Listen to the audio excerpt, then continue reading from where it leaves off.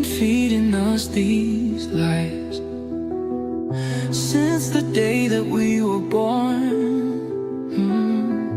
That we need them to protect us, that we can't survive alone. But baby, that's a fallacy, a chain around my mind. Been blinded by their promises, while freedom's been denied. Oh, critical thinking broke these chains, opened up my eyes to see the game. No need for rulers telling me my worth. I'm taking back the power that is mine by birth, yeah. This fallacious belief in their control has been weighing down my goddamn soul. But I'm free at last, breaking out of this system so fast. No taxation stealing what's mine, no coercion crossing my line. I'm free at last, free at last. The truth has set me free at last. Government ain't nothing but a cycle, heading toward tyranny. They militarize the police force while preaching about democracy. But fuck that noise, I see the truth now. Their power's built on fear. Voluntary systems show another way is here, yeah, yeah. Critical thinking broke these chains, opened up my eyes to see the game. No need for rulers telling me my worth. I'm taking back the power that is mine by birth, yeah. This fallacious belief in their control has been weighing down my goddamn soul. But I'm free at last, free at last, breaking out of their system fast. No taxation stealing what's mine, no coercion crossing my line. I'm free at last, free at last. The truth has set me free at last. Free at last. This fallacious belief is gone. I'm finally free.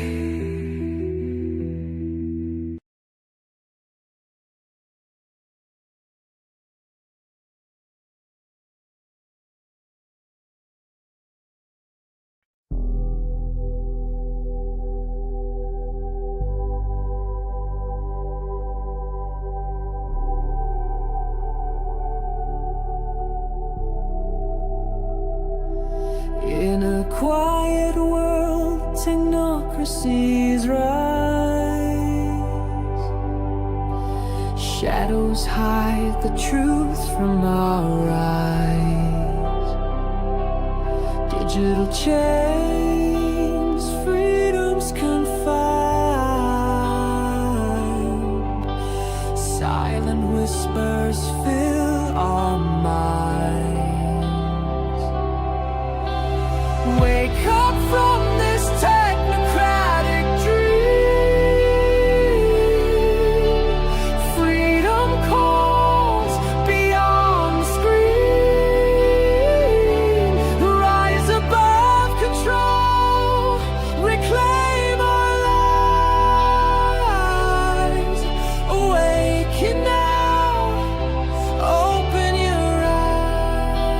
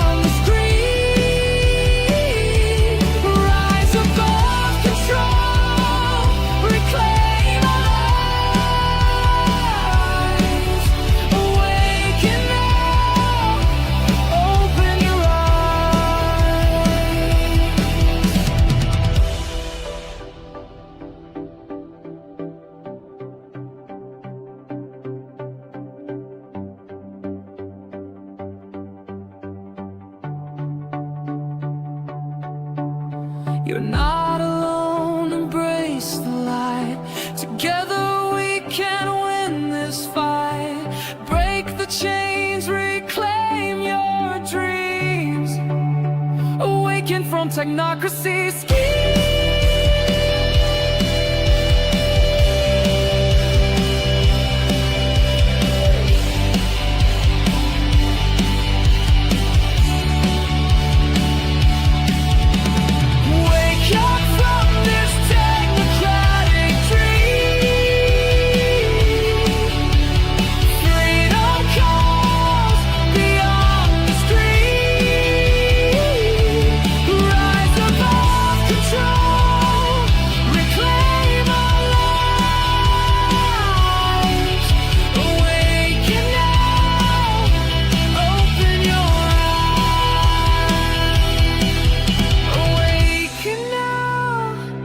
Open your eyes. Technocracy fades, freedom will rise.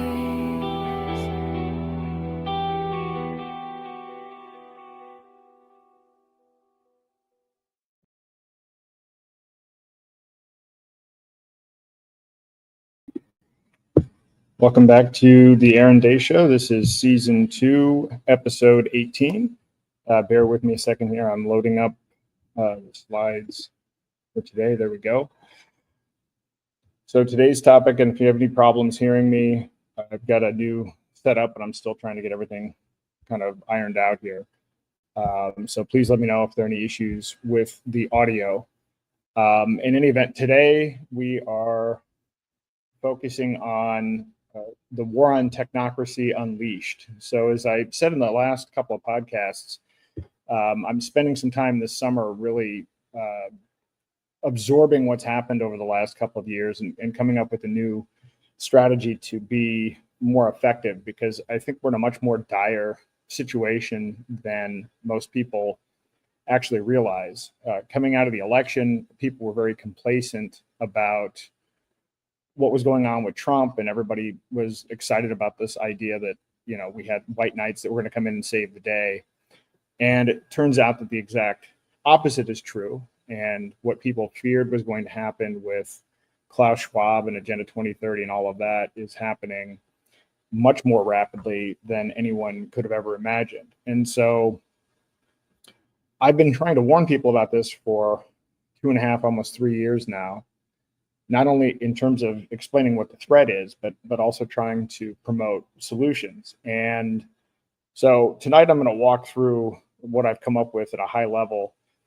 This is actually going to be done over a series of 4 podcasts, but today I'm just going to highlight a general overview, and then we'll go into each of the 3 areas that I want to focus on moving forward in subsequent podcasts. And so before we get to that, I want to remind everybody that last week, which was actually episode 17, I had on special guest Matt Kim, and I really recommend that you check that episode out. He was talking about his new company, VP.net. It is a VPN that actually doesn't retain your logs at all. So it's an actual private VPN. Whereas a lot of people are unaware of the fact that other VPNs you use, like Express or Proton or others, they may actually have logs. They may actually have information about your internet traffic. They just, as a matter of policy, don't share it with anyone. And so as a result, for instance, if the government were to come in and subpoena them, or if somebody were to come in and hack them, that information very well may be there. And so this VPN actually has a new way of doing things, cryptographically actually separating the information so that not even the company VP.net has the information. So you can check that out. I'm using it, so you can go to bit.ly/ARDVPNet if you want to check it out. So I've been using it for a couple of weeks now, and it seems to work on all of my devices, tablet, mobile, and desktop. So I encourage you to check it out. It's really important that we focus on privacy. And even though I talk about privacy coins, you still need to have a VPN, even if you're using a privacy coin. So VPNs are absolutely critical. Excuse me.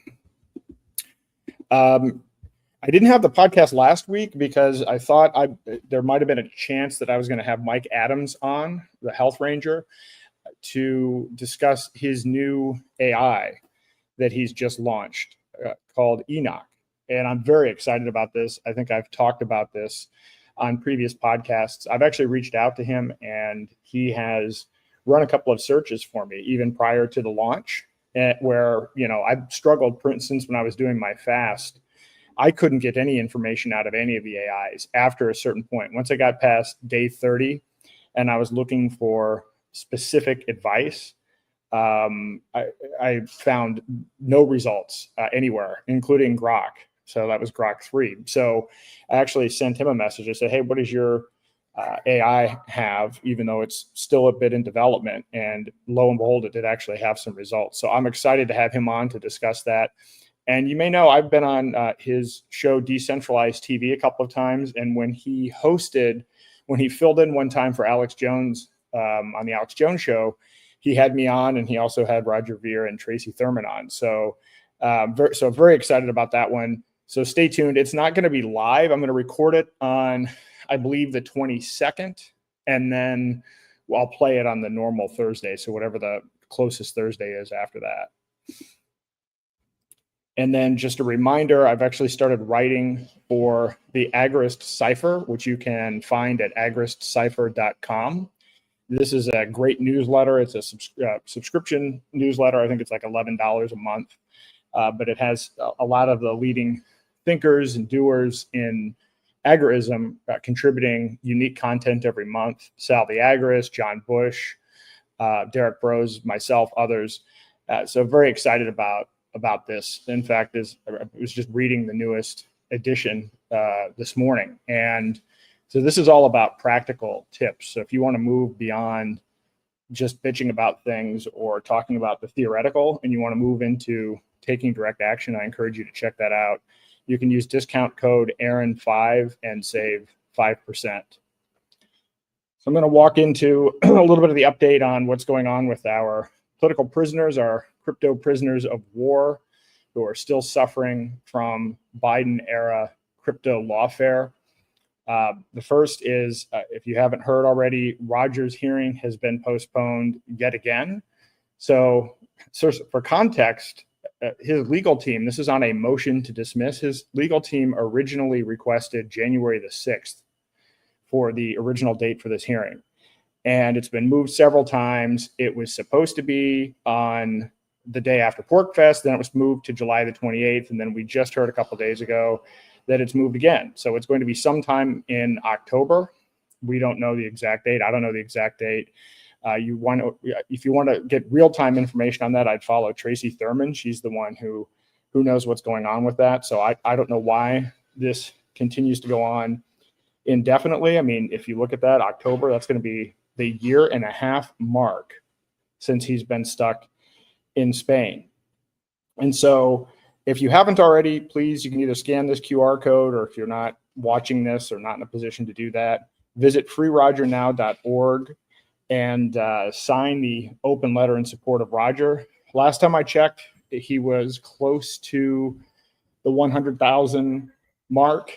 And so I think that, we definitely want to get over that threshold. Let me look at it right now. It looks like he's about 97,384. So please pass that along and let's get him over that threshold. Also, Ian Freeman. So I was at his appeal hearing, and that was February the 2nd of this year, and he still hasn't heard anything. So here we are, 5 months later, over 5 months later, and still no decision. And we were expecting something back from the court within roughly 2 months. So please go to freeiannow.org and sign up to help support Ian and sign his petition. He also needs to get some numbers. He was, I think, a little later to the process with the sign up and everything, but we want to get as many signatures as we can. And again, the signatures do matter. They do help. I don't think Ross would be free without the 600,000 signatures. that Lynn and everyone else were able to collect over a decade. And so it very well may make the difference. And part of the reason that it makes a difference is because you're trying to get politicians to do something. And if politicians see that there's a block of people that are interested in a particular topic, that there's a voting block and people that are really passionate about a topic, passionate about a cause, that will cause them to take action. This will elevate this. And so it's not a frivolous throwaway thing. It's a very important piece of activism, and it takes less than a minute to do. Lastly, we have on the list Roman Storm. And I know that there are others. I certainly, and I'll talk about this later in the topic today in terms of my priorities moving forward.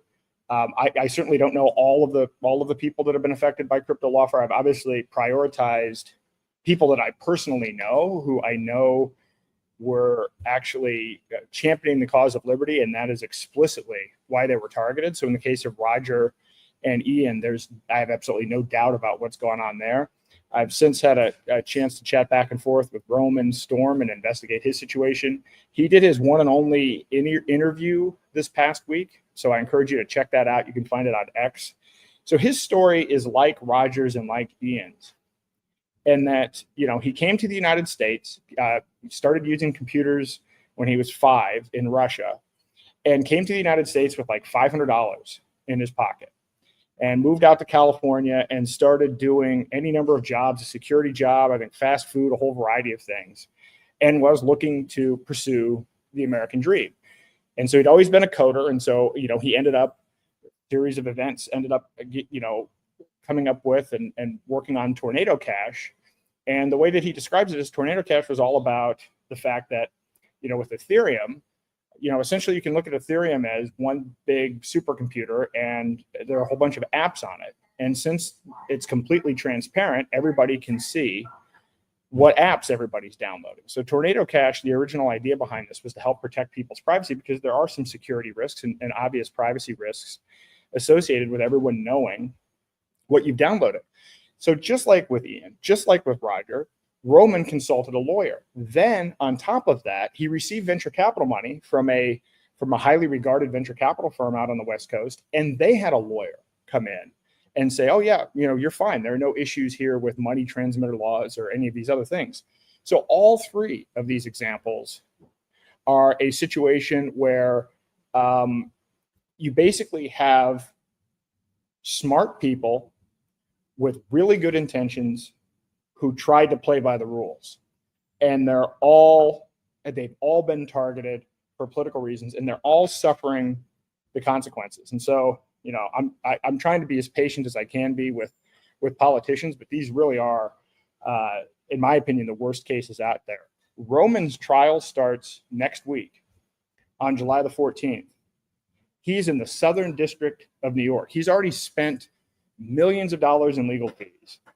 He's raised, I think, another, $750,000. He needs more money. So if you can help Roman, please go to freeromanstorm.com and consider contributing to his campaign. He does need the support. Watch the video in the interview that he did. And I'm sure if you're watching this podcast and you believe in freedom and you believe in entrepreneurship, you're going to get behind Roman. I'm going to walk through some of the events that are coming up. There's actually quite a bit. I didn't even have time to put the full update of everything, which you'll see as we get through this. This is part of the issue and part of why I'm dividing my activities into these three project areas. But I'm going to be speaking at the Peak Prosperity Annual Summit. I spoke there last year. I will be speaking on Sunday, I believe, which is the 14th. I will be speaking at, and this is an update, I think, that wasn't available the last podcast. I'm going to Ron Paul's 90th birthday barbecue. I'm actually going with Ernie Hancock, who's going to be sponsoring and doing a whole thing about, I don't know what the exact branding is going to be, but something along the lines of the revolution will be tokenized.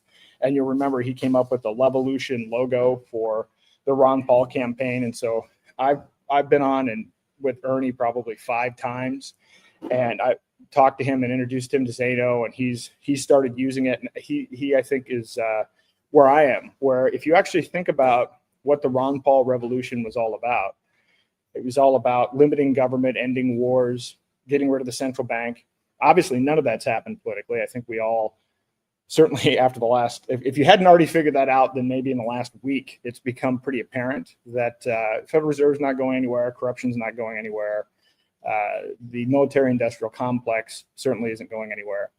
And so, I think what he sees in Zano is what I see in Zano, which is the opportunity to really empower voluntary exchange outside of the grip of the state. So I encourage you to check it out. Anybody can go. You can buy tickets. It's going to be outside Houston, so it'll be a little bit hot, August the 9th at 1 p.m. So please consider checking that out. I'm also going to be at the Brownstone Polyface Retreat. This is Joel Salatin's farm, so I'll be speaking there the first night. That's a 2-day event. A lot of great folks. All the folks, frankly, are great from the Brownstone Institute. So I'm looking forward to seeing the other fellows and scholars and Jeffrey Tucker and everybody from Brownstone. And I think this is going to be a really terrific event. And the fact that it's actually on Joel Salatin's farm is going to be terrific because it's really in line with the ethos of the Brownstone Institute. I don't even know if there are tickets left for that. So if you want to check it out, brownstone.org. Last time when I ran into Joel Salatin at Freedom Fest, he said there were already over 220 tickets or something. I don't even know what capacity the venue has, but that's going to be a great one. All right. So with all of the administrative stuff out of the way, I want to talk about, tonight, really the focus is I'm trying to move things into 3 distinct project areas. And I'll explain at a high-level overview tonight why I think these project areas are important and why they're all necessary. Now, the other thing that you're going to see as we go through this is a ridiculous amount of work, and there's a lot going on. And I will say I have been taxed over the last, the whole 2.5 years, but really the last year in particular. There's just been a lot to do. And in part, it's because of the urgency of the situation. The urgency of the situation, I got into this whole situation to warn people about CBDCs, to warn people about Biden's lawfare. And then all of a sudden, my friends and people that introduced me to crypto and people that I look up to who are leaders in the liberty and crypto space were being targeted and arrested and thrown in prison by the federal government. And so then we had this election and people were excited because they thought there was a new sheriff in town, or whatever analogy you want to use, a new white knight in town, Trump, Elon Musk, RFK, all of it. And and what people haven't been paying attention to is what's going on behind the scenes, which is what people were worried about a year ago with Klaus Schwab and the WEF and the UN is now happening on steroids. And the difference is it's being cheered on. And in part, it's because people aren't aware of what's actually going on. They're buying the marketing hype and they're not reading any of the fine print. And so what I've found, because as you see all the different areas that I'm working on, you might be like, well, why not just focus on one area?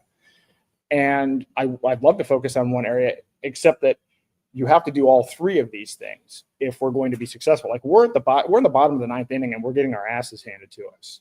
And the problem is that when I go to conferences, even when I go to crypto conferences, people are like excited about what's going on. That people are actually sitting around saying, oh yeah, we have crypto adoption now.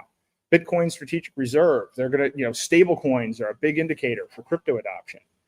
And that's the exact opposite of what is actually going on. So I've had a very difficult time getting this message through. I have gotten it through to some degree. And if you're listening to this, you're probably aware of this, or you maybe have heard me say a lot of the stuff you're going to hear tonight, you've heard me say before, but it doesn't change the fact that most people still haven't heard of it. Most people do not understand technocracy at all. They confuse it with technology. Even libertarians do this. I would say even the overwhelming majority of libertarians confuse these things. Oh, Elon Musk, Peter Thiel, they're successful business guys. This is great. They're going to make things more efficient. That's not what's going on here. So the theme of what I'm trying to do here is really around 3 things. educating people on the technocracy takeover, that it's going on in real time now. It's not a future event. It's actually almost over. And so the first goal is to help people wake up to that fact. The second is what I call an autonomy reboot. So we're all programmed, and I have talked about this in other podcasts. I mean, everybody's been programmed by a whole variety of external factors. Most people are not even aware of the fact that they were programmed, let alone doing anything actively to address that. So helping people evolve and unplug from the matrix and essentially take back their free will, this is critical to all of this. In some way, none of the rest of this matters if people aren't reclaiming their free will. And truly, this is important because technocracy is the opposite of free will. Technocracy is scientists and engineers making decisions for you. You don't actually get to exercise your free will at all in any area. Where you live, where you work, the pronouns that you use, access and ownership of private property, the ability to interact freely with people. So technocracy is the antithesis of free will. However, people are already slipping away and giving away their free will. And they're giving away their free will to technology and to a whole variety of other things. So if we're not helping to empower people, we're going to struggle. So I call that evolve. And the last program area is the revolution will be tokenized, which I talk about a lot, but I've realized in talking about it, and the Free State Project just released my talk from PorkFest. It was on the main stage. And I talked to a lot of people after this. People do not understand tokenization. And I'm writing a book about it, and that's only part of what I'm doing, because writing a book's not going to solve the issue. Everything is going to be tokenized. Every asset, whether it's a physical asset, information, no matter how big, no matter how small, will be tokenized. That is just a matter of fact. That is, it's in some ways it's an upgrade to the technology that we use today, which are centralized databases, which can be hacked and have all kinds of other issues. But everything will be tokenized. The only question is now, is it going to be tokenized in a way that promotes free will and privacy? Is it going to be tokenized in a way that promotes technocracy? That's really the decision. This ultimately comes down to a battle of technocracy versus freedom, and actually tokenization, believe it or not, is the battleground. That's why this is that important. This is why I'm so passionate about Zano. This isn't let's pump this, cryptocurrency. If you've known me for any period of time, I've been working on tokenization as a way to get rid of corrupt third parties and governments since 2018, 2019, when I exited politics. Well, for the first time. And so all of these, so I call that build. So it's all of these things. People have to wake up and understand there's a looming threat that's immediate. We have to take control of our own free will. We need to do that today. And then we need to take that free will and we need to build private decentralized systems. And so that's the high level overview of what all this is about. I have some video clips here today, and you may have seen some of these. A lot of these are new, but first one isn't, but I'm going to play it again anyway.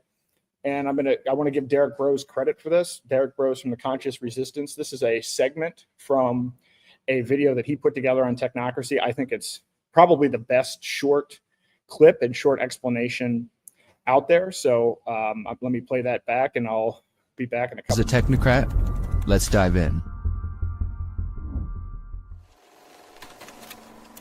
In the early 20th century, a movement began to develop around a political theory known as technocracy, a system wherein management of governments is handled by technical experts, often involving technology-focused solutions. Early proponents of technocracy claimed that the concept would lead to better management of resources and the protection of the planet. However, this system of governance by technological experts and their technology would also involve a loss of privacy, as well as centralization of power and the management of all human behavior.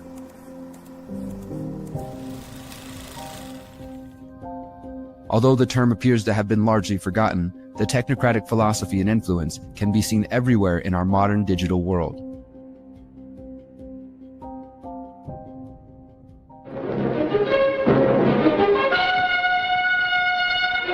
Already beginning to arrive at the huge civic auditorium, where a large receptive audience turned out to hear Howard Scott as he warned of an impending crisis in America's domestic and foreign affairs. One of the most influential proponents of technocracy was a man named Howard Scott, a writer who founded the Technical Alliance in New York City in 1919. Scott believed that business owners lacked the necessary skills and data to reform their industry, and thus, control should be handed over to engineers. The technocrats publicized their vision of a centrally planned world via books, speeches, clubs, and political parties. This resulted in a brief period of popularity in the US and Canada in the years following the Great Depression. As politicians and economists searched for a solution to the financial calamity, the technocrats imagined a world where politicians and business owners were replaced with scientists, engineers, and other technical experts who would manage the economy. However, in the 1940s, mainstream interest in the technocracy movement seemed to dissipate. The ideas that underpinned the technocratic vision received a notable endorsement in 1970 when political scientist Zbigniew Brzezinski released his book, Between Two Ages, America's Role in the Technotronic Era.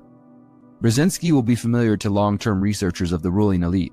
Until his death in 2018, Brzezinski was a diplomat who ran in the same circles as David Rockefeller and former Secretary of State and accused war criminal Henry Kissinger. Brzezinski served as advisor to several presidents, from Jimmy Carter to Barack Obama. He was also a member of the Atlantic Council, the National Endowment for Democracy, and the Council on Foreign Relations. Although Brzezinski's book Between Two Ages substituted the term technotronic for technocratic, the depiction of the future is the same: a world in which the scientific and technological elite centrally plan the lives of all humanity. Essentially, Brzezinski's vision is a technologically advanced, authoritarian-style collectivism wherein individual liberties are subordinated to the apparent needs of the collective. When we examine the world of 2025, we clearly see the signs of technocratic influence. For example, we can see this influence in the wealthiest companies and the most influential CEOs. These individuals are running companies that have amassed large amounts of financial wealth as well as unfathomable amounts of digital data on all of their customers. From Jeff Bezos at Amazon, Bill Gates of Microsoft, Mark Zuckerberg at Facebook, Elon Musk of Tesla and SpaceX, we can see the technocratic ideology. These men and their colleagues in various technological industries wield immense power through their companies, wealth, and cultural influence. These individuals have enough money, resources, and connections to shape elections, geoengineer the climate, and cause dips in the stock market, to name a few examples. They are the technocratic class of 2025.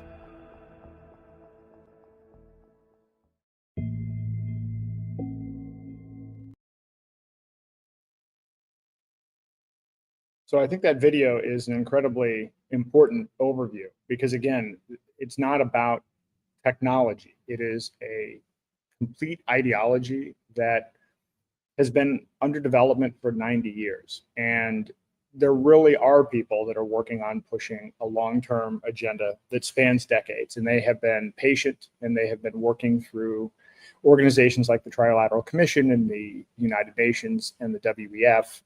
And so this isn't a theory at this point. I mean, in fact, they don't even hide it. So it needs to be understood that technocracy is a movement, and the more you understand about it, if you actually believe in free will, if you believe at all in your ability to make decisions in your own life, you should be horrified by technocracy. And you should be horrified by what's going on politically as well as technologically. And so I've said this before, and I'll say it again, technocracy, we are not in a situation, there is no red versus blue. This is not Republican versus Democrat. This is not the United States versus China or the United States versus Russia. None of that matters. This is about a push for a global technocracy. And the only thing that's being battled over, unless we become awake, unless we wake up to what's going on, the only battle is who's going to control the technocracy.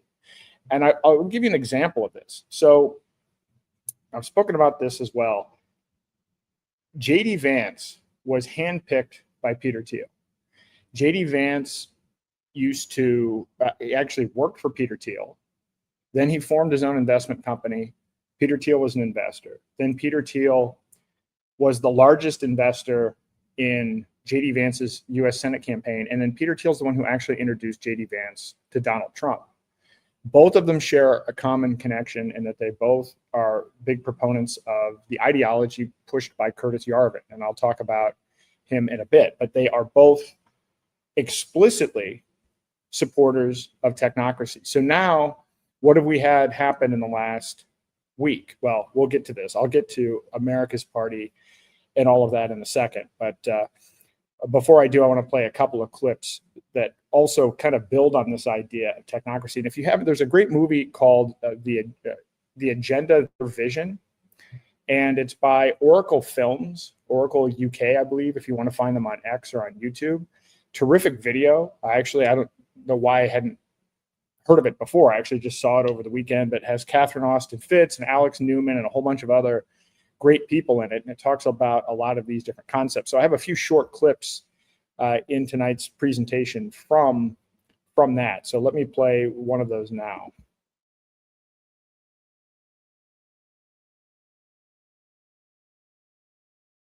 The bigger picture is that an attempt is underway now to collapse liberal democracy and replace it with global technocracy. What I call an omni-war is now underway, which is to say that the transnational ruling class is literally, it's not a metaphor, is literally at war with the rest of humanity and has weaponized everything that it can.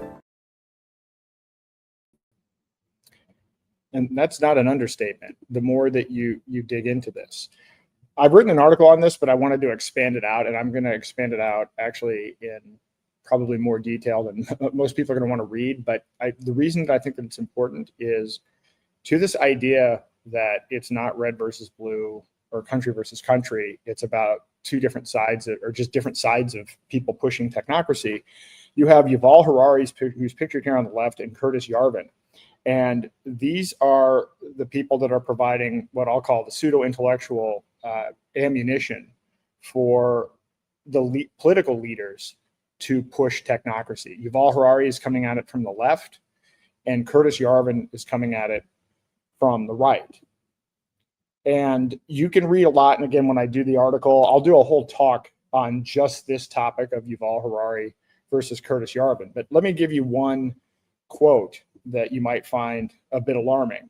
A sclerotic democracy should be replaced by a strict hierarchy headed by a single person whose role is a hat of monarch or CEO. Actually, I can't see the things in the way there. But in essence, he's pushing for kind of a neo-monarchy. And there are a lot of people that are excited and influenced by this idea. Now, I will say, I understand a lot of the arguments are against democracy, which we're supposed to be a constitutional republic. We're not. I don't even know how you would label what the U.S. government is currently.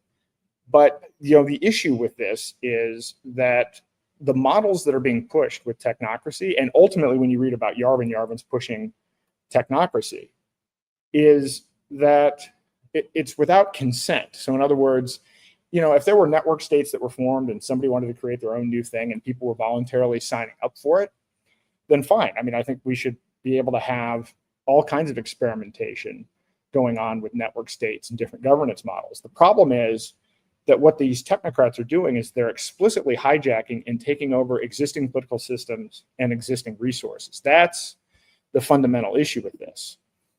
And as I mentioned, all three of these guys are heavily influenced by Curtis Yarvin. Musk, J.D. Vance, and Peter Thiel, to the point where it just came out this week that Elon Musk consulted Curtis Yarvin on his third party. So he actually consulted with him before forming and announcing this America's Party, which isn't surprising to me. I've been trying to express this for months, that this is about technocracy. And then when you actually read what America's Party is about, the first two items in their agenda, one is about using AI for the military, and the other is about using the AI to make government more efficient. I mean, this is the hallmark of technocracy. And so, again, there's no I'm not connecting dots. These aren't conspiracy theories. They're not even hiding this. The thing is, what's going on with Curtis Yarvin right now is he's becoming a little bit of a cult hero, particularly within the left brain libertarian movement. And a lot of his stuff is being used to, foment a lot of, positions on racism. I think a lot of the stuff that you're seeing about, when people are putting out statistics about race and crime and everything else, a lot of this is put out in the design of it is to get people primed for this idea that we should have a philosopher king, that we should basically be moving to these types of neo-monarchical models that Yarvin is pushing. I think it's important that this gets exposed because I think people are not talking about the root of what's going on. So many people, again, are excited because they actually naively think that we're just taking these successful business leaders and we're going to, take their talent and apply it to government.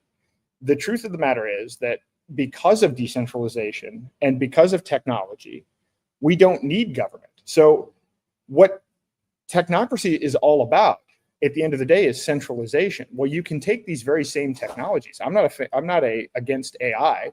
I'm not against technology. I've been using computers since I was 5. I had the first Tesla Model S in New Hampshire. I'm not against technology. I'm not even against Elon Musk. What I'm against is when he gets into government and now it's about using the technology to centralize government further for the purpose of pushing a particular political ideology that I think is anti-free will.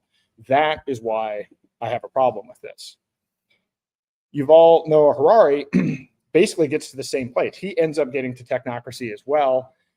His quotes don't come off as polished as Yarvin. Yarvin kind of fits into this kind of Jordan Peterson camp of, well, yeah, you have natural hierarchies, and the natural hierarchies are based on competence, which makes sense to a certain degree. Again, the issue behind it all, to me, comes down anyway to consent. And that's not what is happening here. It's not a competence hierarchy based on consent. And even if you said, well, people are voting for it, we could go on a whole different conversation about the degree to which manipulation is even happening with voters and even what X is all about. I've been trying to find this clip and I will find it at some point. I remember watching it a few years ago where Musk was talking about the fact that essentially social media companies are manipulating people's limbic systems and manipulating their emotions and manipulating their dopamine. And, he kind of laid it out from first principles. This is before he got into social media. But I think the point is that he does know exactly how it works from first principles and how you can shape and shift what's going on. This whole thing a couple of days ago with Grok 3 all of a sudden going rogue and people complaining that it's all of a sudden become anti-Semitic and Mecha Hitler and all of these other things. I guarantee you this was by design. He is trying to elicit a response. He's trying to gain support from some of the factions on X. He's trying to build a coalition for his political party, and he knows that by tweaking the AI, by tweaking the algorithms, he can do that. More so than could ever even be done with mainstream media. So again, this idea that he bought X for free speech, the idea that X is free speech, the idea that, he always said it was about a WeChat style system, which is what China uses as the basis of their social credit system. And he's fully aware of how you can manipulate the algorithms. And so it's really important to understand how fast all of this is happening. And I'm going to play a quick digital ID clip, and then I'm going to talk about where we are with, again, the things that people were concerned about when it was the WEF. They're now already here in the United States. So I'll start with this small clip. With the rise of brain-computer interfaces and biometric sensors and so forth, all the bodies, all the brains would be connected together to a network, and you won't be able to survive if you're disconnected from the net. All life on Earth is going to be radically changed. It's a fusion of the physical, the digital, and the biological world. It's changing who we are. These people have gotten to the point now where they are openly anti-human. Everything will be monitored. The environmental consequences of every human action. They cannot happen without digital ID. Once the digital ID is in place, it's game over for humanity. All right, so once the digital ID is in place, it's game over for humanity. I know a lot of people talk about that. Catherine Austin Fitts talks about that, the complete digital grid. Well, I've got news for you. We're already well on the way to having a digital ID. And the interesting thing is it starts with real ID, which was a program started under George W. Bush in 2005 as a response to 9/11, and it actually took 20 years to get implemented. And I know I've avoided it by just, you could have signed up for it for a number of years now, but I always opted out, and I knew they would keep on pushing the goalposts, and then all of a sudden Trump is elected and they pass it, and there's no outrage about it because they're using kind of voter ID and immigration as the way to do it, which was such an obvious thing that they were going to do. But the fact that people are falling for it is pretty terrifying, actually, because when I say it's a digital ID, when you look at what is involved, the data that's collected, I mean, your digital ID is attached to your birth certificate, it's attached to your social security number, it's attached to a whole bunch of other information. And in a number of states, as you can see on this map, 8 states, it's already digital. And then there are kind of different layers of, whether the state has pledged support or whether it's already integrated with an Apple Wallet or a Google Wallet. And so, so this is actually already accelerating. So it is already digital in 8 states and growing. So we already have a digital ID. And Trump announced that there's going to be this, a database of Americans that Palantir is going to put together. One of the things that Doge did was they, put an API in place with Palantir to connect Palantir to American taxpayers' tax information. So now this is a new set of information. So now they're going to basically connect all of the databases of the federal government and centralize all that information so that it's available and can be attached to your real ID. So again, if Harris had been elected or if Biden was president still, they would have been too incompetent to pull this off. They certainly had the intent to do it, but they didn't have the technical ability to do it. And so either way, if you look at it, the technocrats are winning. And going back to this whole situation with the election, so look at what's going on now with America's Party. So J.D. Vance is the likely frontrunner for the Republican nomination for the presidency. And now you have Elon Musk, fellow Curtis Yarvin fan and technocrat, running another party. So it looks like you're going to have 2 different ways at getting a technocrat in as president. I would actually argue you could make the case that this whole thing was kind of set up from the beginning. I mean, if you look at Elon's, premise, even, with his dark MAGA hat, that's actually a tip off to Curtis Yarvin as well. I think it's conceivable that this entire situation was kind of orchestrated. But in any event, the technocrats have almost certain control politically now, and then even more control as we move into the election. And if you see, again, what Elon is saying, well, of course, the Epstein thing is a reason for everybody to be outraged. They should be outraged. But all of that is going to be used as a pretext to install more AI surveillance and more controls and more Palantir and to spend more money on these things. In fact, that's already happening. And so we've got the digital ID. And to that point, this one big, beautiful bill, whatever, that passed, a lot of people don't realize that what's embedded within that is essentially the Patriot Act 2.0. There's $150 billion in spending that is essentially going to the militarization of the police and to added AI and added surveillance. 150 billion. There's more going to this than this AI surveillance component than under the Patriot Act itself.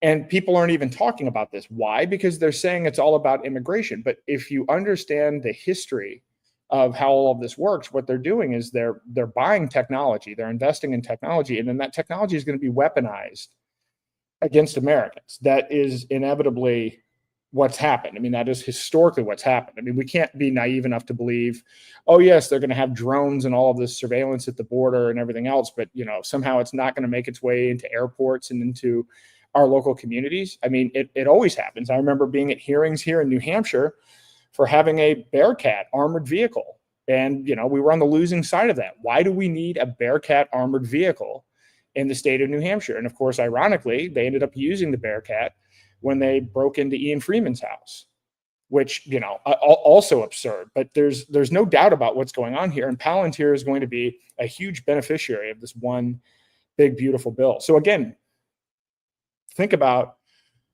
if Harris had been elected where would we be? Sure, she'd have rhetoric. She would be talking about wanting to do all of these things, but it's kind of like Obama and the Obamacare website and everything else. They'd be fumbling around for a long time. I mean, I don't even think in 2 terms Harris could get to where the technocrats have been able to get by leveraging their relationship with Trump. So this is why I have such a sense of urgency on all of this and about talking about this technocracy, because even when you look at the battles now, I mean, I don't even know how to look at the exchange on X anymore. You know, I mean, if you're at the point right now where you've already got the chorus of people coming out and trying to defend the fact that the case was dropped against Epstein. And now Prince Andrew, today it was announced, now he can travel freely internationally because of the DOJ dropping the case. How can anybody think that this is okay? There's no 5D chess here. There's something profoundly wrong about this. We know that there are numbers of victims. They've come forward. I mean, people have seen their testimony. James O'Keefe was able to actually get some footage of somebody talking about Prince Andrew. I mean, there's no denying that this is something that happened at a massive scale. Bondi said she had, 10,000 hours of tapes, whatever it was. And then all of a sudden, on a Sunday, they announce they're dropping the case. It's absurd. So in any event, it's pretty bad. I mean, look, the case wasn't even dropped under Biden, right? I mean, this is, to a certain degree, this is a whole new level of twisting yourself in knots mentally, mental gymnastics to actually rationalize what's going on here. So I'll play another clip here about AI surveillance from the movie The Agenda. That control is now entirely achievable because the would-be controllers finally have the tools to execute it. Total surveillance, artificial intelligence, digital IDs, and central bank digital currencies. The potential for social control is gigantic and potentially irreversible.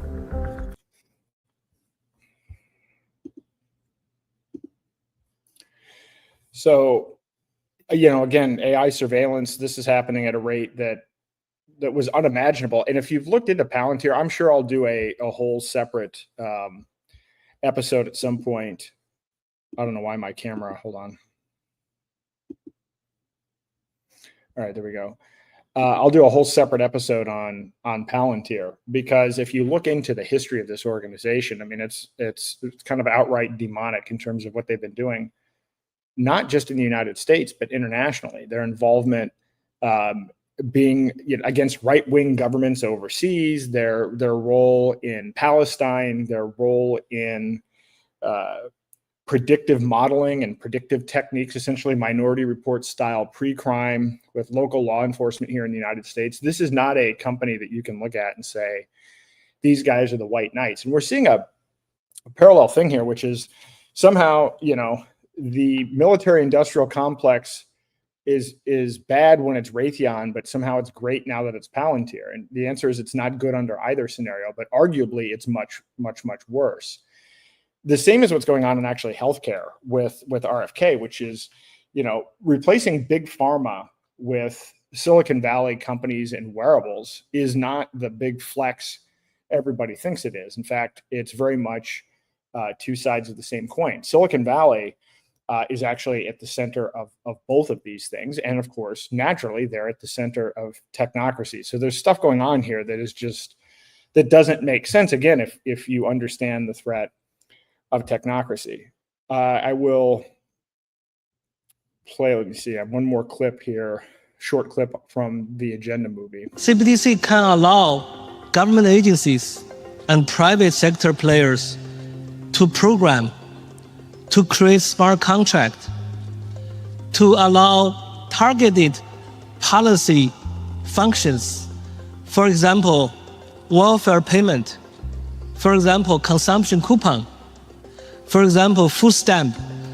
By programming CBDC, those money can be precisely targeted for what kind of people can own and what kind of use this money can be utilized. a key difference with the CBDC is that central bank will have absolute control on the rules and regulations, and also we will have the technology to enforce that.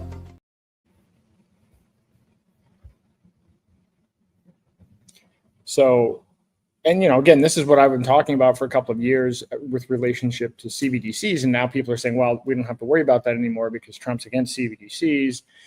I'm not going to rehash all of it, but in many respects, you can go back to season 2, episode 14 and episode 15, where I go into quite some detail about what's going on with stable coins. And I'll recap the most important aspects of this because, again, they've been working on a CBDC for a long time.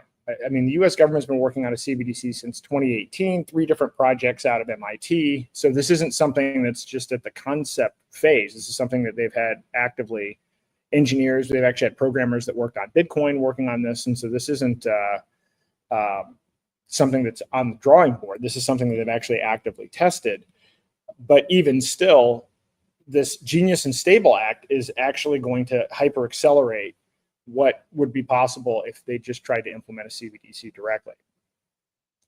And the most important thing to understand about it is why they're doing it. And the main reason that they're doing it, there are a lot of reasons that they want to do it, but the number one reason they have to do it is this administration and the government has shown no ability to reduce spending at all, obviously, which came up with the one big, beautiful bill. And the truth is people don't want to buy our debt anymore. China doesn't want to buy our debt. Our debt's been downgraded. So what are we going to do? They are actually in a very difficult situation, which is they need to fund the government. So they decided to capitalize on the hype of stablecoins and use legislation to take something that has been popular privately and put it under the control and surveillance of the United States Congress and the Federal Reserve. I mean, it is genius in that sense, but in kind of an evil way. So at the end of the day, you have people out there saying, hey, this is about crypto adoption, and it's not about crypto adoption. You are getting surveillance fiat tokens, and those surveillance fiat tokens are being used to raise debt so that the government can expand the war machine and expand its corrupt activities all over the world. So it's the opposite of crypto. The purpose of crypto was to separate money and state and to enable people to engage in transactions without third parties. There couldn't be anything further from that idea than stablecoins being captured through the Genius and Stable Act. And Trump talked about this, but when you see what the administration says about this, they're explicit. Again, there are no theories about this. Our crypto AI czar will foster stablecoins, but only under strict rules. So this is know your customer rules, all the Bank Secrecy Act stuff, all of the financial surveillance that you get from the existing banking institutions is going to apply ultimately to stablecoins as well. And the Treasury Secretary, stablecoins could create $2 trillion of demand for U.S. Treasuries. We're going big on digital assets. Again, because they have to, because they have been completely unable to rein in spending. Based on what I heard, at least from Thomas Massey, we're going to be adding $2.5 trillion a year to the debt for the next 2 years. We're in a situation right now where Trump added whatever it was, 7.8 trillion. His first term, it looks like he's going to beat his old record. And no one wants to fund this. So the hype of stablecoins is how to do that. And so the legislation will ban algorithmic stablecoins. It'll force financial surveillance. And again, it will be used, both the Stable and Genius Acts, to sell treasuries and fund more government tyranny. And they are really popular. There were 27 trillion. This was a little bit outdated. The actual total figures for last year, $27 trillion worth of stablecoin transactions, growing to 120 trillion by 2030, which is more than Visa and MasterCard and direct deposit combined.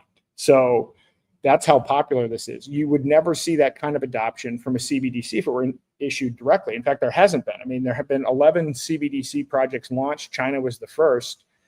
And while they've launched a CBDC, it hasn't had great adoption yet. They're kind of slowly muddling their way through it. And so this is a situation where now the US is going to own digital surveillance money, and they're going to use it to cement our position. And, do we think that we're the moral force of righteousness and good in the world with our policies? I mean, I'm guessing that, if you're actually looking at what's going on in the world, Probably not. In fact, at this point, we may be the bad guys. And so this is going to be used to continue to fund that. And so lastly, this is another clip that kind of speaks to the technocracy and what's motivating it. I think the last clip from the Agenda movie. Let me see.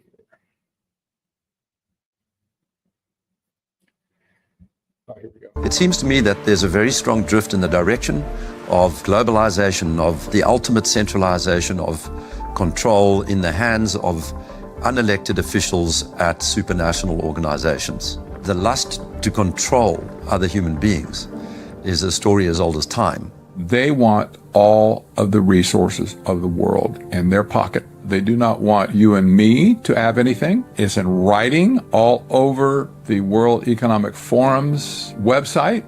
By 2030, you will own nothing and be happy. That's an oxymoron. If you don't have anything in your name, you ain't going to be happy about it. So that is essentially what's going on here. So to recap where we are on this technocracy takeover, my plan, and again, I'll do a whole episode just on this first of the three pillars, but is going to be to write more articles on this topic and go into more detail. As I said, the Yarvin and Harari stuff, but more aspects of it as well. I think that part of it has not been discussed, and again, that might not be really popular. It's not necessarily going to be a mainstream thing, but it's important that it's documented and that people understand the ideology of what's motivating this, or at least, if not the ideology of what's motivating it, the pseudo-intellectual material that's being used to justify it. That's probably a more accurate thing. Like, I don't necessarily think that Curtis Yarvin influenced Peter Thiel or Musk. They were already technocrats. Musk has already been a technocrat.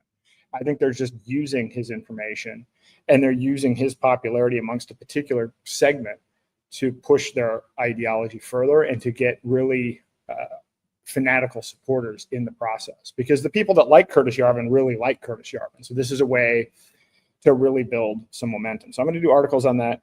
I'm going to continue to do podcasts. I'm actually going to elevate the Aaron Day Show pretty significantly, because I'm going to be doing additional content in all three of these areas on all three pillars. As I said, I have Mike Adams coming up. I'm going to start bringing in more guests. I may expand it to 2 days a week, probably not much more beyond that, because it actually takes me quite a bit of time to put this together. Hopefully at some point I can get my wife on board full time to do this if it continues to grow and scale. I'm also doing a lot of other podcasts. I've been on the Shannon Joy Show. I'm going to be on with Chris Martenson a couple of times next week, and a lot of other overlapping podcasts related to technocracy. I've been on with Derek Bros. I'm going to invite Derek Bros to come on and talk about this as well. Patrick Wood. I mean, I encourage you to follow all of their work, particularly, Patrick Wood and Courtney Turner and Derek Bros. These folks have been at this for quite some time. And so I'm going to do everything that I can to help promote their work as well, in addition to my own work.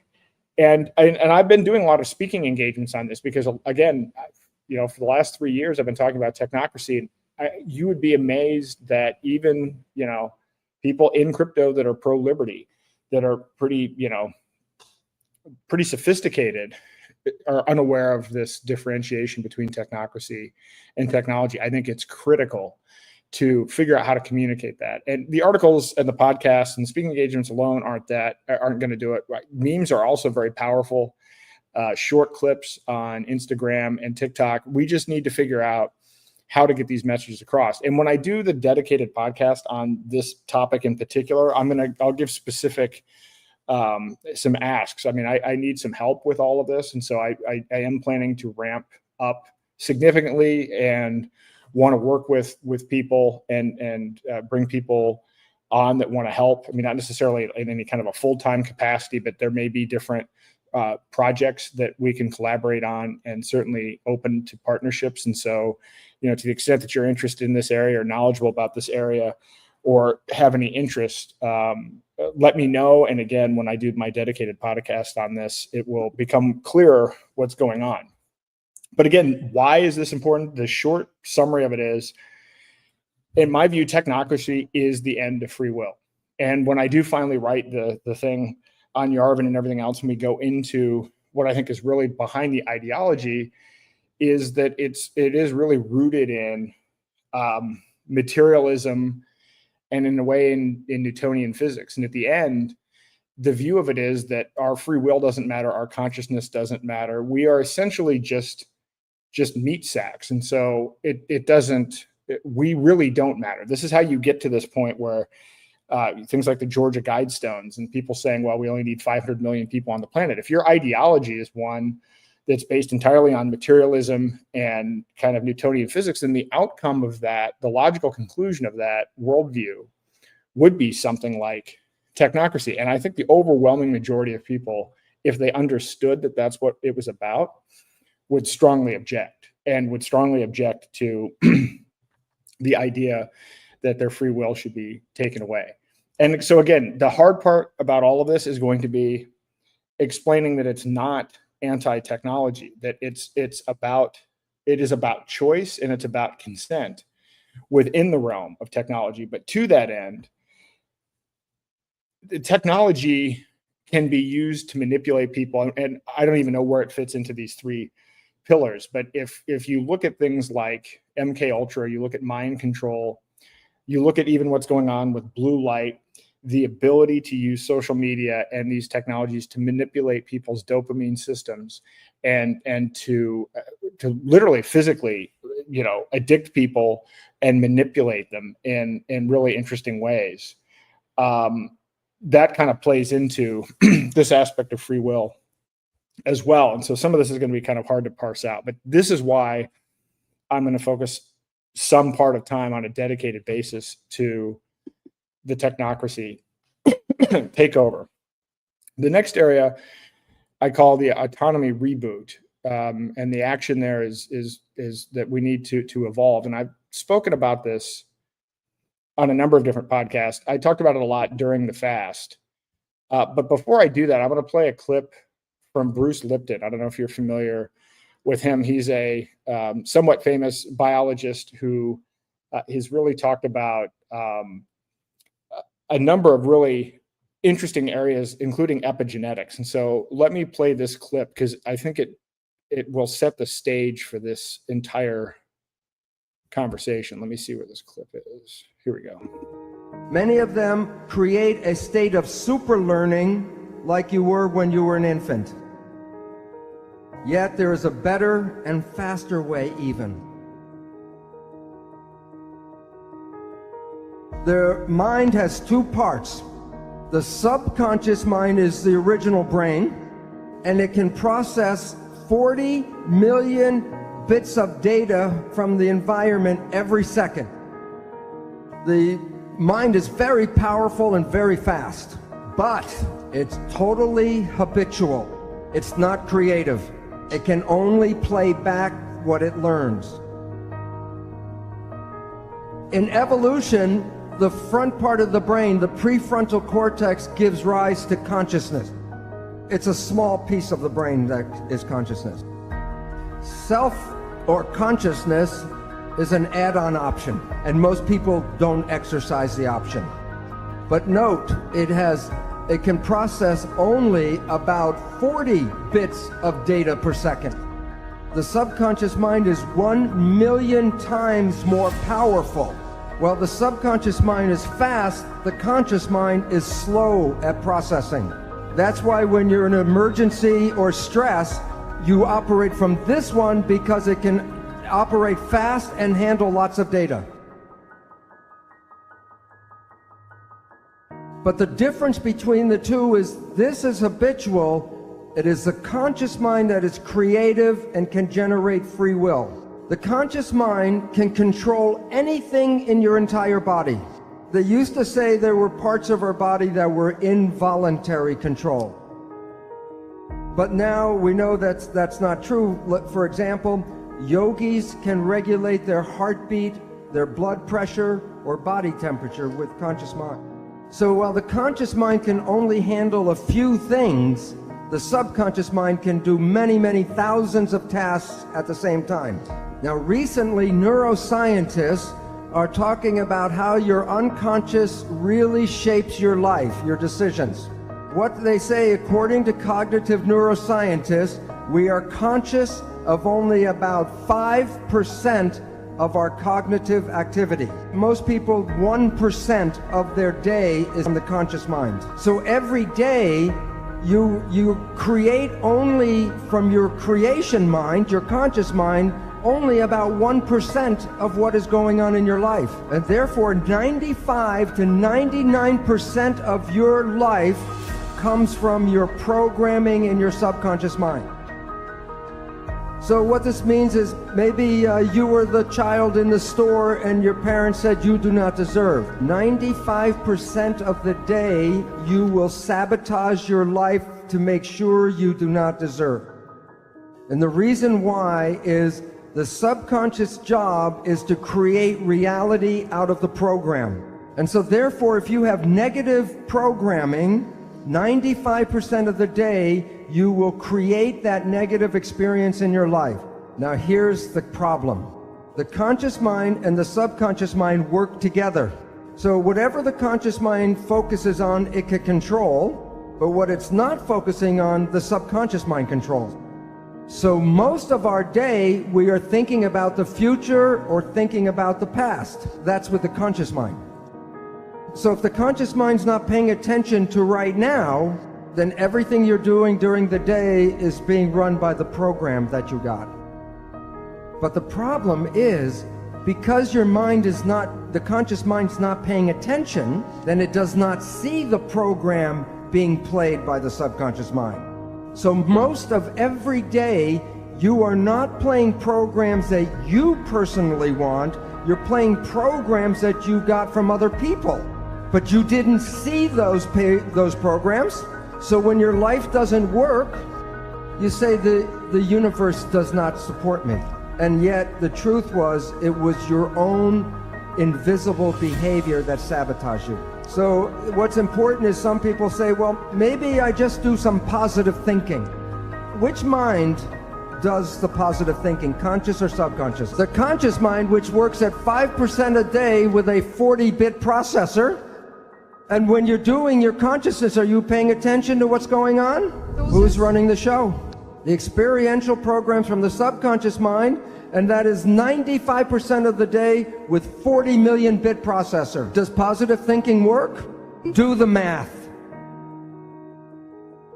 And the issue is that it's very difficult to take a small processor and overpower the large processor. And you have to use what is called willpower with the emphasis on power to override. Now here is the second catch, or the second problem. The subconscious mind is like a recorder tape player. It records an experience, and then when you push the button, it plays the experience back. So then we take our conscious mind and we want to talk to the subconscious mind and change the program. Now think about it this way. You have a tape player and I give you a cassette with a program. You put the tape in and you push play. And the program is going, you say, I don't like the program. Then you go up to the tape player and you say, change the program, change the program. The issue is the tape will not change by doing that. But there are ways to change the program if you know how to push the record button.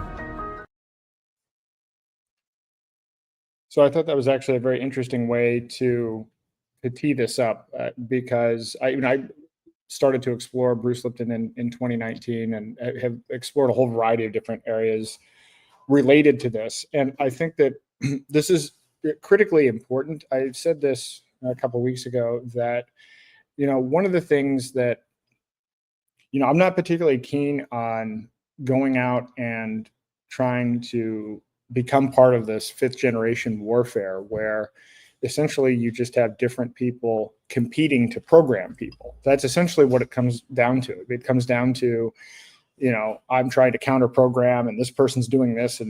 And largely that's what most of media is. Most of media is top-down driven with an agenda, explicitly attempting to influence you, as Bruce talked about there. If you're not actually conscious of what's going on, then you're not writing the program, somebody else is writing the program.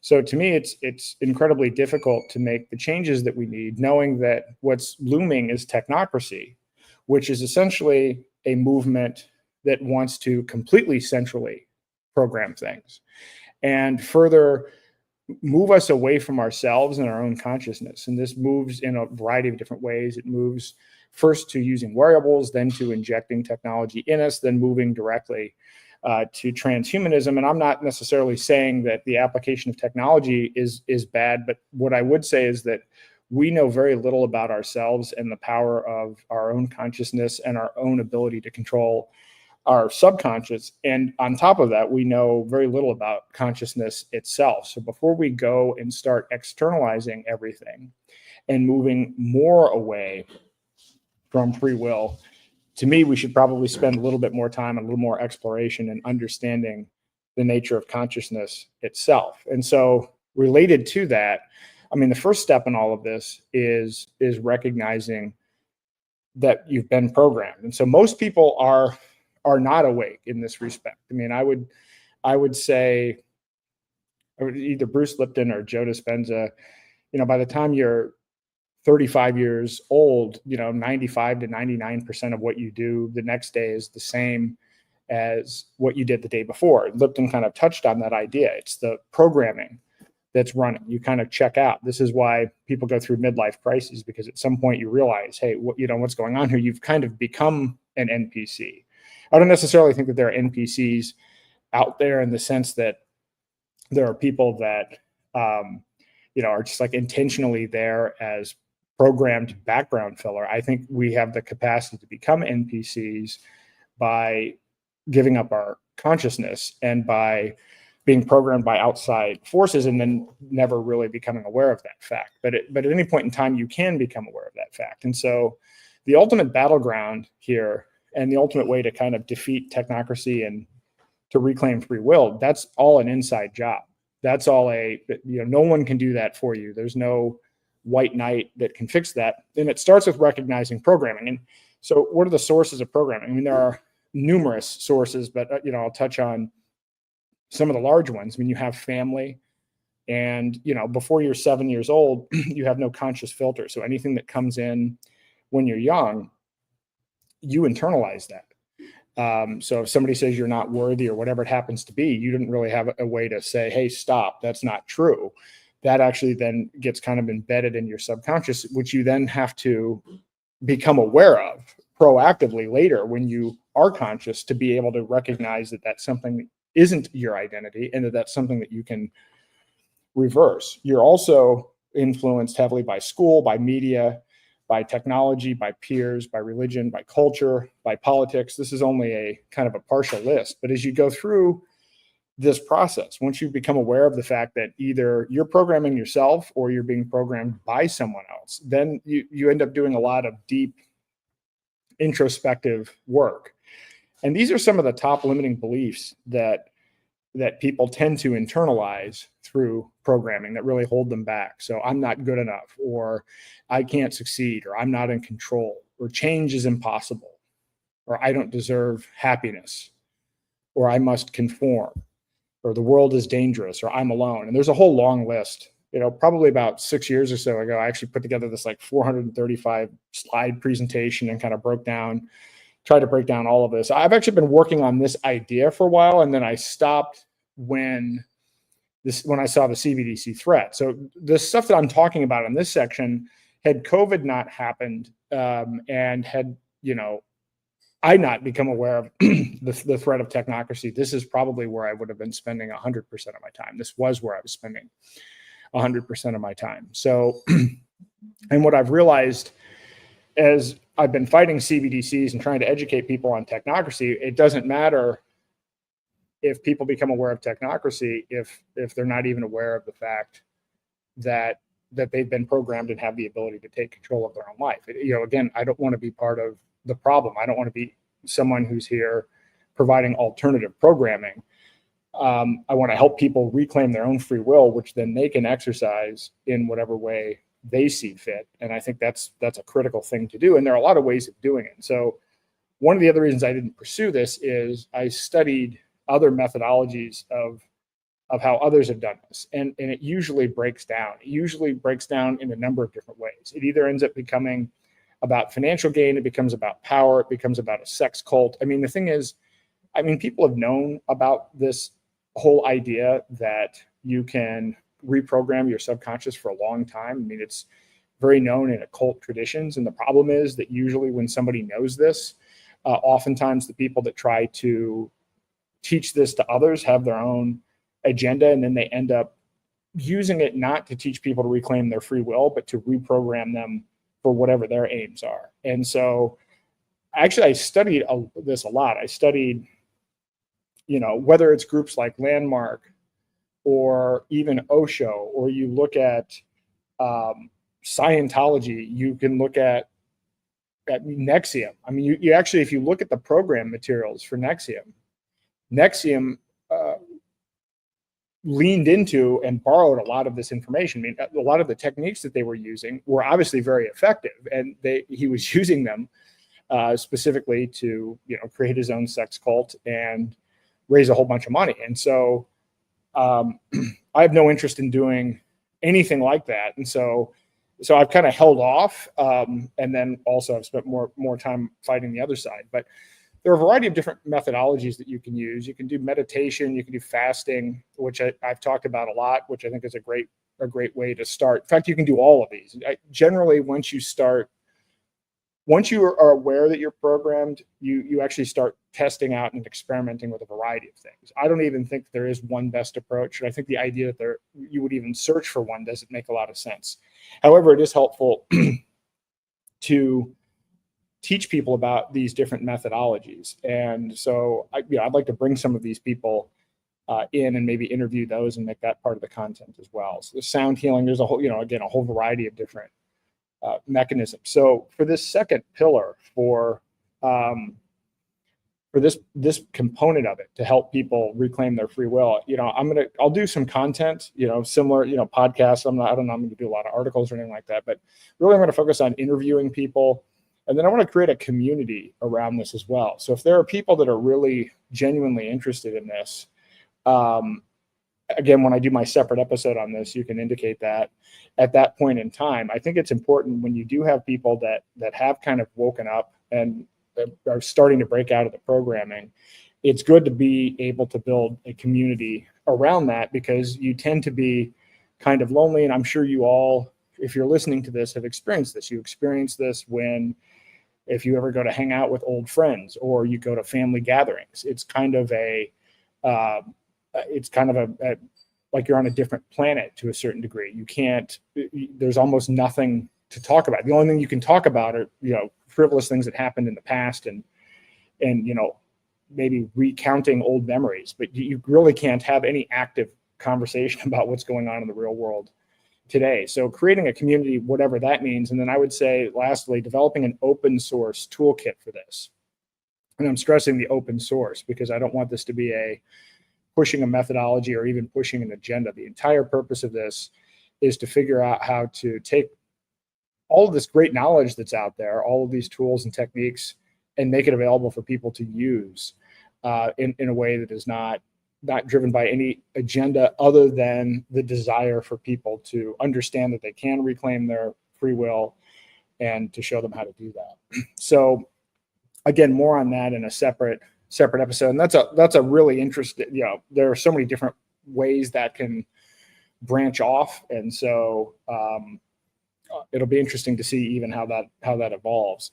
And the last is the revolution will be tokenized. So again, we're waking people up to the imminent threat of technocracy, which threatens free will itself, providing tools, creating a community to help people at a personal level, because all of this is about controlling your own thoughts, your own emotions, your own actions, and only you can do that. And so to try to create content and tools around that. And then lastly, to build an alternative to technocracy. One of the big challenges that we face is when they offer something like 15-minute cities, it looks attractive.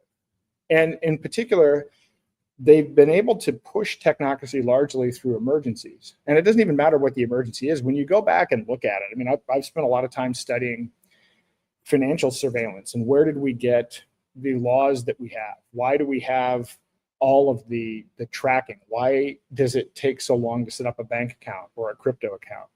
Why are people being debanked? And when you go back to the whole history of all of this, it started in 1970 with the Bank Secrecy Act, which was designed to rein in organized crime at the time, which it failed at, but no one looks back at that.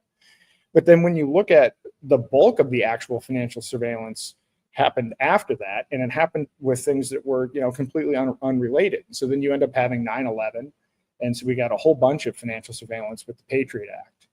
We got some financial surveillance when the 2008 financial crisis happened, which that's an odd one, right? So now we get punished with additional financial surveillance because a bunch of bankers gambled with everybody else's money with a whole bunch of leverage and suffered no consequences. Why is it that we are the ones that actually feel the pain for that, not the people that actually caused the problem? But again, that's always how it works.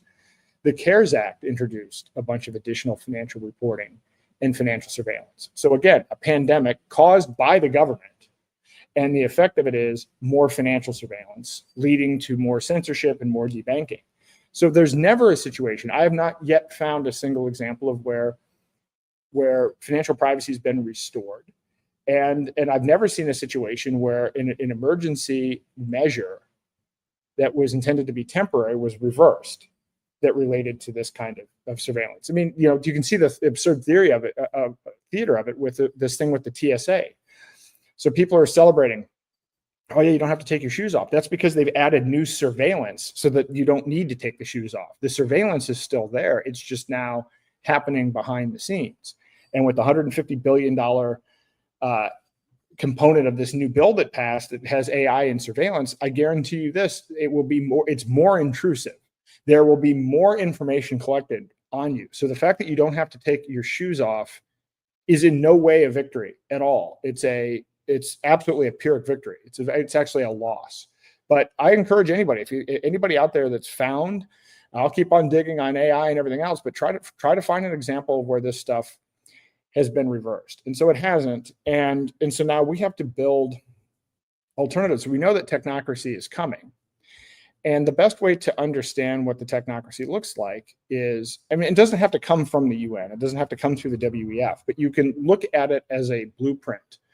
And I actually did this for my book. So this was in the first edition of the book, I actually introduced this concept of, remember the end goal here is a technocracy with one global digital currency, and that digital currency is expressed where the unit of account is actually energy credits.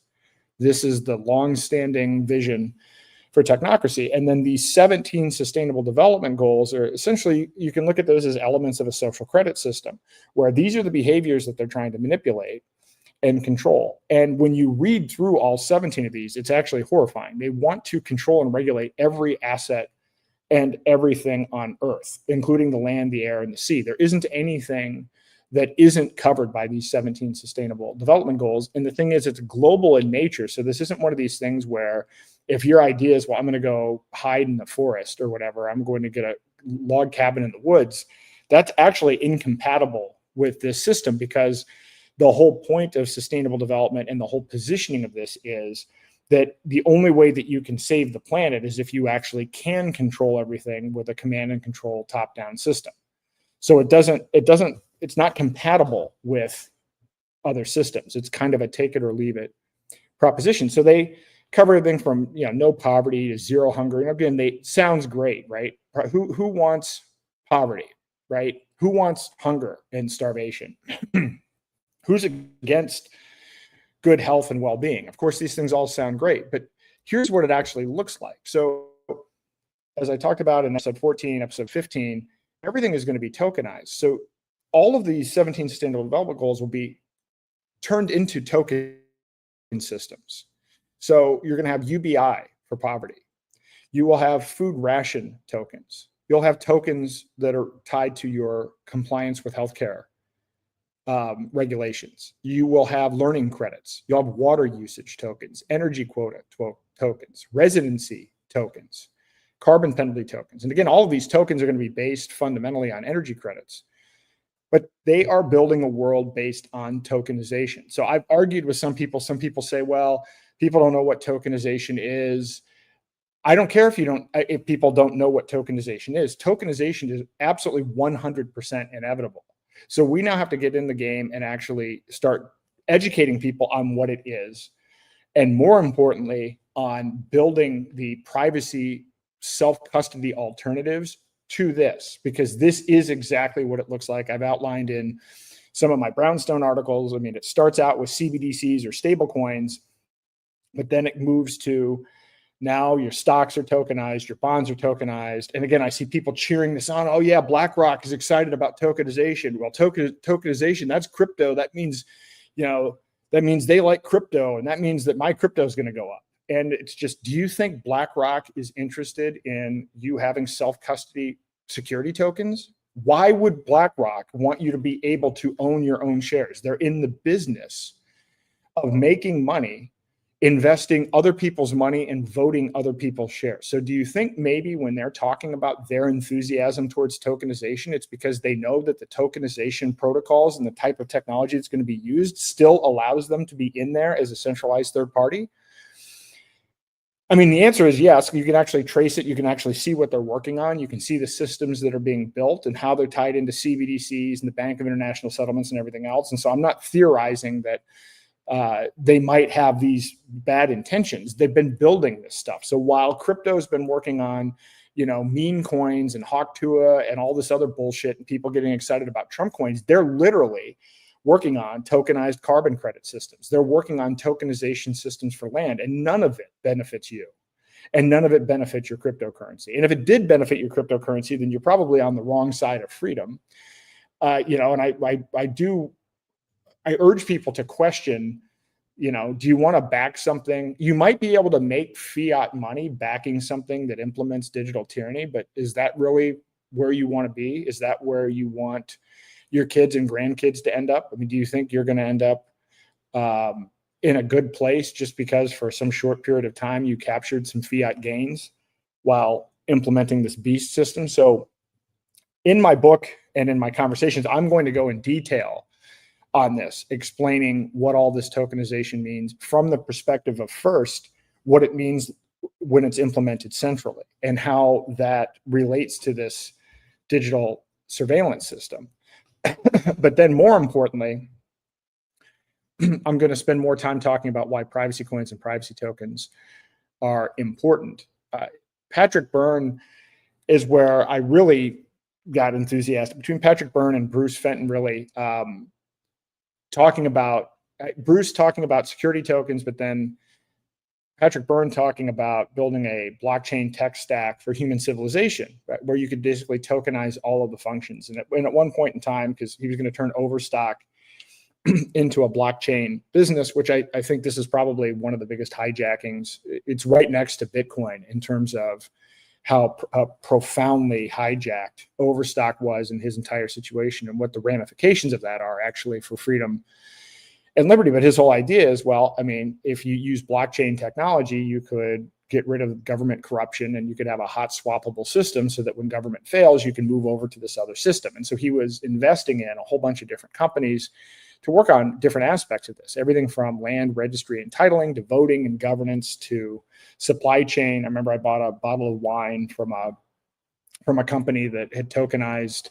wine using Raven coin. So he had a whole different thing built. And anyway, it was torn apart. The Raven coin still exists, but one of the things that I learned from that exercise is, and that he learned from it, is the biggest area that they saw for potential to get rid of corruption is in the stock market. And actually, when you look at assets, money represents 5% of global assets, but beyond that, financial assets, stocks, bonds, and derivatives are the largest portion of global assets. I mean, I think derivatives themselves are something like $1.2 quadrillion. And so this is a massive amount of money. And there's a huge amount of fraud because there are all of these third parties involved. And there's one company called Seed & Co. that actually manages all of the stock certificates. And the CEO of that company is ex-CIA. And then when you drill into this, you'd be blown away by how not efficient it is, but also how centralized it is by people that have bad intent. Most people think, oh, the stock market is, really high tech, because you think about these people that are doing high frequency trading and everything else. And what you find out behind the scenes is you have Goldman Sachs and investment banks ripping people off, ripping off pension funds by allowing their shares to be used for short selling, where they're collecting fees from other people and not telling anybody about it. The whole system is absolutely rigged. So Patrick thought, well, blockchain's a way to address that, because now all the transactions are going to be on an immutable ledger. So he invests massive amounts of money in this company called T0, invested in a Canadian options exchange called Box. And the idea was you were going to be able to start to trade these options and trade these derivatives on the blockchain. And he got pushed out of his company and was never able to get regulatory approval. In fact, it wasn't until under Biden that some company that nobody had ever heard of actually finally got approval to do something like this. The moral of the story is, incumbent players, and this is a lesson that a lot of people don't understand. There's this belief that the best technology always wins, and that people will always pick the fastest, cheapest, best technology. And that's not true. Incumbent players, particularly since we don't really have free markets in the US, which I learned, 30 years ago. I learned that during my first startup, when I think I must have met with 150 VCs and a whole bunch of people on Wall Street. We had a crony system where incumbent players exert bribes and so forth with the government, and this is how this system works. It's not a free market at all, and so these people will protect their turf. You can look at Martin Armstrong, and his case is another one. He spent 7 years in jail for contempt because he had an economic model that could predict market patterns, and one of the judges allegedly there's a documentary about this, it's called The Forecaster, I believe, was bought off by Goldman Sachs, and so refused to let him out. He was in prison for contempt for 7 years because he wouldn't give up his model. So in any event, we need alternatives to this. And so if you're sitting there thinking, oh, my blockchain's the fastest, BlackRock's going to use it, that's not going to happen. So the book that I'm writing, I've actually got, I don't know, probably a third of it done. It's called The Revolution Will Be Tokenized. And the whole purpose of it is to talk about why tokenization is important compared to centralized databases, and the problem with centralized databases, and why we are at this freedom versus tyranny battle, or excuse me, technocracy versus freedom battle with respect to tokenization. But I will say, people don't understand tokenization. And so a big part of what I'm going to do is I'm going to give actual examples of how the technocrats are going to use tokenization. And then I've just decided I'm going to lay out a bunch of different use cases for privacy tokens and explain how you can use them. And in fact, maybe for the top 5 or 10 different use cases, I may even put together a prototype, a website, put together what the business model is, the business case, and share it with people. I just want to see this stuff built. I mean, I may participate in some of it, but the more important thing is that it's built. So, I've battled with this because there's part of me that has been a serial entrepreneur and is like, well, I should just build something. On the other hand, I also realize if people don't wake up to the threat of technocracy, it doesn't matter. This is one of the problems that crypto has, is that you have these products that are built, and they're built for an audience of no one, or an audience of like 500 people. And it's the same people. Like in the privacy space, the people that are in privacy coins have been in privacy coins for a long time. And a lot of it is this, Guy Fawkes masks and everything else. And I love all of it. I agree with that, but we need privacy money and privacy tokens for everyone. It's not a niche. This is a tool that is necessary to fight for free will. And in the absence of it, everyone's in trouble. You're not going to be able to hide out, because you and 500 of your buddies are using Zano and Monero. That's not a viable option. So the first half of the book is going to lay out why tokenization is an important technology. It's going to lay out how the technocrats are going to use it. It's more of the kind of like my first book. The first part is the theory and the history. And the back half is going to be these practical examples. Here's something that you could build on Zano. Here, you could build a healthcare marketplace on Zano. You could build a healthcare marketplace where people could do medical tourism, where you could price medical services throughout the world. I think I had a slide on this. If not, it was a meme I put together somewhere. You can save 90 to 95% if you shop medical services outside of the United States. And I use the example of the person in California that actually went to Thailand for a week to get a root canal because it was cheaper than her copay through her dental insurance. There are many such cases. This is mostly the scenario at this point in time. And people, again, aren't aware. They aren't aware. They've never thought or even considered medical tourism. They've bought into some idea that the U.S. has the best healthcare in the world. And then they've bought into the fact that many people have jobs that they don't want just so that they can have health insurance. And so then because we're into sunk cost fallacy territory where, well, now because I have this job and because I have this insurance, it must be good.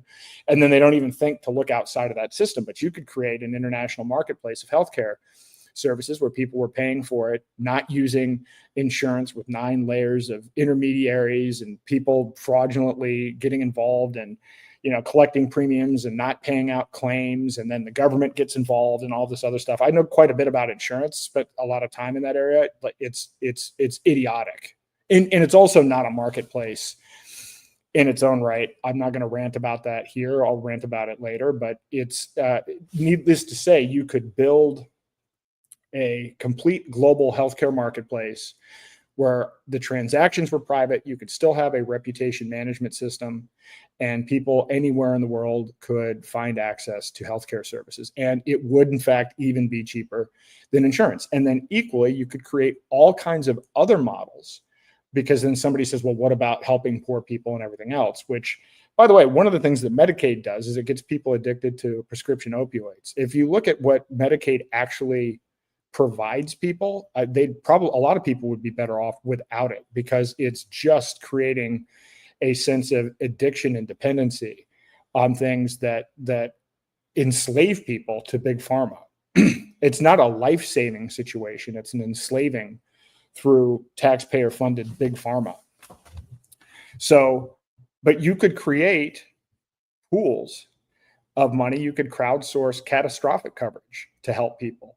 There are all kinds of voluntary systems. So not only could you reduce the cost and increase the choice and the quality and have a reputation management system. And by the way, when I say reputation management system, so my second company was in healthcare. My dad actually had an insurance company. So I learned from him how kind of the inside of it works. And it is, well, I don't know. I don't know if I'm going to go through this whole thing at this point, but there are ways of setting up of risk pools and ways of providing. Oh, I was going to say one other aspect of this. Sorry, the train of thought I lost was related to this idea of reputation management systems. I remember being at a healthcare conference. I think it was called the World Healthcare Congress or something. It was in Washington, D.C. It was probably 2005, 2006. And I remember some doctor getting up there giving a talk. And the whole point of the talk was basically why patients are too stupid to rate doctors. And so if you've noticed, there really aren't great systems for providing ratings on doctors. Yes, you'll find a few things here and there, but largely speaking, there are very few transactions. A lot of the stuff is, you'd think that given the volume, frankly, that doctors have and everything else, and the emotional experience people have with the healthcare system, that you'd have this wealth of data and you'd have a very robust system. And the reality is doctors have fought tooth and nail as of health insurance providers. And one of the arguments they use is, well, this patient's too stupid to understand if they got the right care.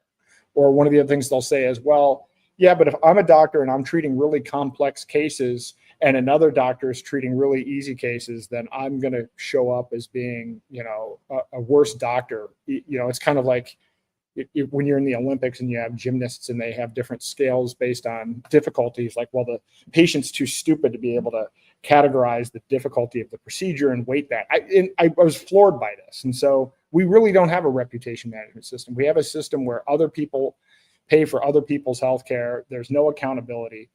So this is one example, and I'm actually passionate. If I will come up with the business model for this, and I'll even come up with a prototype for it. And if somebody wants to build it, I'll help them. Or if somebody wants to just build it on their own, they can build it. It needs to be built. This is one that I might actually actively get involved in. The other, just as a brief idea, is I mentioned this several times, but I'm also passionate about this. You can buy and trade meme coins right now, but good luck if you have a small business and you want to raise money. You have to spend $50,000 on a securities lawyer. You have to spend months of time preparing documents. And these documents that you put together have pages and pages that are in all caps that nobody reads. I've talked a lot about click wrap agreements, but also the fact that people have become numb to reading these agreements. And these agreements have become unnecessarily complex and in bullshit lawyer language to preserve the livelihood of the lawyers. I mean, you think about it now with AI, it's okay, you should be able to say, all right, this is what I want to do, put it in plain English, and then it puts it into a binding agreement that's also in plain English. But instead, we have a system that has been built up with a combination of the legal lobby and everything else and the securities industry, where it's now almost inaccessible to raise small amounts of money. And if you're a small investor, it's almost impossible to invest in early stage companies. Sure, you can buy a lottery ticket, you can buy the Trump meme coin, but you can't invest in the next Amazon. You can't invest in the next Tesla. We're going to put in requirements that say you have to be a millionaire in order to do this. And if you're some young guy that's got a brilliant idea, unless you're well connected and have a lot of money to pay these legal fees, that's going to be one of the most significant barriers to you being successful in the United States of America. So when I talk about these ideas from Zaino, I'm not talking about, oh, hey, we're going to create this and then BlackRock is going to use it. We're beyond that point. This is about building parallel systems. Now, by the way, anybody can use this technology for whatever purpose they want. What I'm telling you is that the applications that I'm building are for parallel systems. I'm not interested in working within the existing system because it is a binary decision. You don't kind of cooperate with a technocratic system. So we need to build ways for small businesses to be able to raise money from small investors and literally create our own system outside of the SEC, outside of how everything works. So that's another example of tokenization. And again, I could go through point by point with what they're building and all of the tokenization from UN 2030, and then I could come up with all right, here's a way of doing it. And of course, it's a way. Whatever I come up with is not probably going to be ideal. I mean, it might be pretty good in the areas where I have a lot of knowledge, but in the areas where I don't have a lot of knowledge and I'm just kind of putting it together because I'm doing a little bit of research on it, it may be something that stimulates people that know more about these industries and more about these problems to say, oh, well, here's a better way of doing it. And that's great. And so I'm happy to put together a library of these business models and things that can be built on Zaino. And I think this is an important next step on this because it's, yes, now you understand technocracy is a problem. Now you realize, you're empowered to take control of it yourself. And by the way, here's some tools and here's some business ideas. Because people get stuck. A lot of the fear, and fear is what drives how they implement more surveillance and implement technocracy. But a lot of the fear is around, well, how am I going to feed myself? How am I going to be able to earn a living? And the truth is, there's an infinite amount of possibility in building these parallel systems. Everything that you see in the world today, in fact, everything that you interact with, everything that you buy and sell that you see that's corrupt and inefficient, all of that can be replicated and built in a way that's privacy-based using tokenization, like all of it. So again, this is a situation where we're going to be picking an operating system or multiple operating systems. I mean, I like Zaino. I think Zaino is the best thing out there, mainly the only thing out there for privacy tokens, but I'm not a maximalist. There will be multiple technologies. There should be multiple technologies. There aren't going to be multiple technologies from the technocratic perspective. It morphs towards a singular top-down version of everything. So I really want to, in this book and in this pillar of things that I'm working on, empower people with ideas, and I may get directly involved. And so when I do the podcast specifically going into this area as well, I'm going to flesh that out. But the book, I think, has to be written. Even though I know a lot of people, I don't expect The Revolution Will Be Tokenized to be a #1 bestseller. I think it'll be important though for people that want to build, that want to exit and build. I think so that's the primary audience. I mean, I'm obviously I've talked about this repeatedly, which is that, you know, ideas and companies, they don't start mainstream. They always first start with innovators and early adopters before they become mainstream. So everything that I'm talking about here, and if you're listening to this, this is for early adopters, and that's the intention. So I'm not even gearing this for, you know, people like, oh, aren't you mad you're not on, you know, NBC or whatever. I actually have rejected and turned down press opportunities with mainstream media because that's not going to help. If somebody's not even aware that they're being programmed and they hear what I have to say, they're going to be pissed off about it, or they're going to laugh it off or whatever. It's not going to sink. We've got to go to where people are eager for change, and those are the people that are going to create the change. So in addition to the book and other content that I'm going to continue to do, try to educate people on tokenization, I'm going to do the workshops again. But these are going to be completely different than the workshops before, because it's not only going to be introducing people to crypto as consumers with wallets, but also signing up merchants so that they can receive crypto.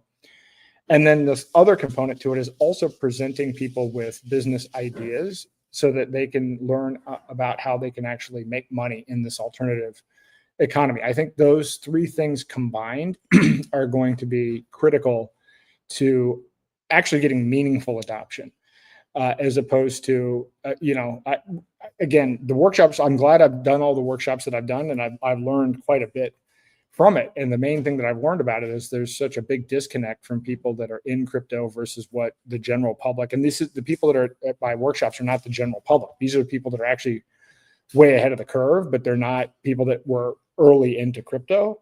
And there's a huge disconnect between where we want to be and what we're talking about here in terms of building an alternative to technocracy and where the market is at. And then lastly, I touched on briefly, I might create an incubator around this where maybe I create the prototypes. And, you know, I mean, I am a serial entrepreneur. I can run companies and start companies. Again, I'm trying to weight right now the importance of these three areas. So, you know, when you do a startup, I mean, I guess Elon Musk has shown you can do multiple startups at the same time, but, you know, an incubator where maybe I kick some of the ideas off, or, you know, maybe I'll do the healthcare marketplace if no one else does it. I mean, there may be some that I am really passionate about. If no one else does it and it needs to get done, I'll do it. But I might also just advise or invest in other people that want to take the reins on some of these ideas that I put forward for tokenization. So again, I'm looking forward to doing the podcast on that. And so that's essentially it. We have kind of a small audience tonight. None of the people that I reached out to that normally show up for the Q&A are available tonight, but I would say the general overview here is a lot more content. Going to be heavily investing in this podcast and adding content in these three areas, bringing on a lot of important guests that have knowledge in the areas of technology and personal transformation and tokenization. And so really we'll be ramping that up, and we'll be also ramping up on the hands-on practical applications of privacy tokenization as the antidote to technocracy. So those are the really big takeaways from this. I'm going to put the link up here if anybody wants to join. I think it's probably, I don't know if that's going to happen or not. I do like that format. I think maybe I just need to be more consistent with actually doing the show every week, because I know it's rare that I do it 2 weeks in a row just because of the travel schedule. But I think I'm going to be more consistent with that. I do think having the panel is helpful, and I may expand out and get kind of a permanent set of people on the panel, because usually really good conversation comes out. And I think, you know, I like the model of what was done with Free to Choose. This idea of presenting a concept and then getting people to react to and debate the topic, because I think the debate usually brings up a lot of really good points and interesting points. The problem with this media is we don't have a lot of interactivity in general, and this relates to this autonomy reboot and to what Bruce Lipton was saying. Is people are not present. I mean, I don't know how many people are listening to this right now. I mean, which is fine. I mean, you may be working out, you may be in bed, you may be driving in a car. Who knows?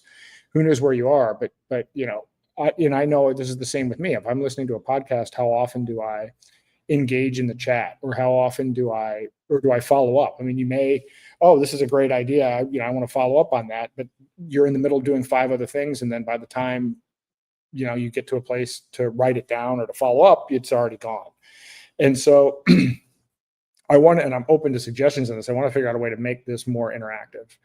I want people to engage in this and to be present with this material, because we have an attention economy, and this is one of the ways the technocrats win, is by manipulating our attention, because they know how it works. They know how these platforms work. They know how these systems work. They're masters at it. Just in a brief way, I think, 10 years ago, before I took my 5.5-year break to get involved with these lawsuits and everything related to my past political activism, you could email people. I had multiple ways of being able to actually reach out to my own contacts. And now I actually can't reach out to my own contacts. I can't even download. I used to have all the email addresses for my LinkedIn contacts, which of course LinkedIn is almost completely useless at this point. I can't even download my own contacts. You can only reach maximum of 2% of your audience on Facebook. Like, I don't even know how to reach the people that I know. And now it's at the point where people don't even use the phone. So, but one thing I noticed, and just looking at trends, that like the open rate for emails has dropped off. So in the last 10 years, and I think COVID had a lot to do with this as well, people are paying even less attention. People are more tuned out. They're less conscious. They're more engaged in multitasking. So I don't know how to make this podcast yet more interactive. I mean, obviously this has been me doing a monologue for this one, and I will do a couple of monologues just to frame what I'm doing moving forward. But the ultimate goal is for it to not be just me talking the whole time. It's going to be for me to be bringing in other guests, and then also to try to make this more interactive with the audience. I'm going to see if Dan O'Neill wants to join. Anybody who wants to join, I put a link in there. If not, that's fine. I should probably figure out a way to get people some not only advanced knowledge of the thing, but also what the topics are, and then allow people to put up topics related to this. I don't necessarily want to make this about current events. I've actually been asked to do some other shows, to kind of not co-host some podcasts, but to have some shows on some other networks, which I might do. But but what I said is I'm not going to do anything daily, because it takes a lot of work to do that kind of content. And my content it's specifically focused on addressing what I think is the biggest threat that we face, which is technocracy. I mean, I could come on here and, I could bullshit about the news every day. And a lot of that riles people up. In fact, again, this is part of what Musk understands about the ability of social media to manipulate people's limbic systems. You don't think he knows how to adjust the model. You don't think that what happened with Grok 3 yesterday, all of a sudden coming out with the thing, he knew that would generate a rage response, right? I mean, I'm sure that absolutely drove traffic through the roof. And so now you have a whole bunch of people out there that they're angry, right? They're engaged, but they're engaged in angry rhetoric. I mean, are we getting a lot of meaningful discussion and debate out of this, or is he just generating more clicks and more revenue? In any event, I do want to figure out how to get to get more engagement and more interaction. And at some point, particularly I think the most difficult area of this is the autonomy reboot. It's going to be how to frame that information and then make it actionable. I mean, when I did the fast, which I'll do more fasts, I think I'm going to do a 3-day quarterly fast at the minimum. I will not be doing another 40-day fast ever or recommending that, but I will do longer, duration fasts, and it would be good to get people to engage in that together. I think fasting is one of many powerful tools to get people engaged. So I'm going to give Dan a few minutes here, and I'll give him 5 minutes. And if he doesn't pop in, anybody else wants to pop in, you're welcome to do so. I'm going to give it about 5 minutes, and then if no one pops in, we'll call it a day. Let's see. Send this out to join live.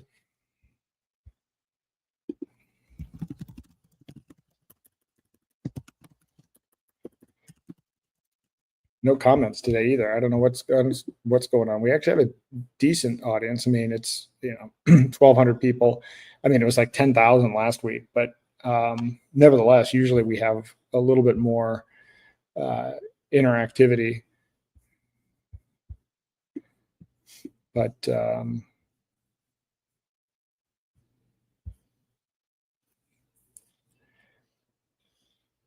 yeah, I mean, I'd be curious to see how many it would be. I don't know. I wish this thing could do polls. How many, what people think about Musk.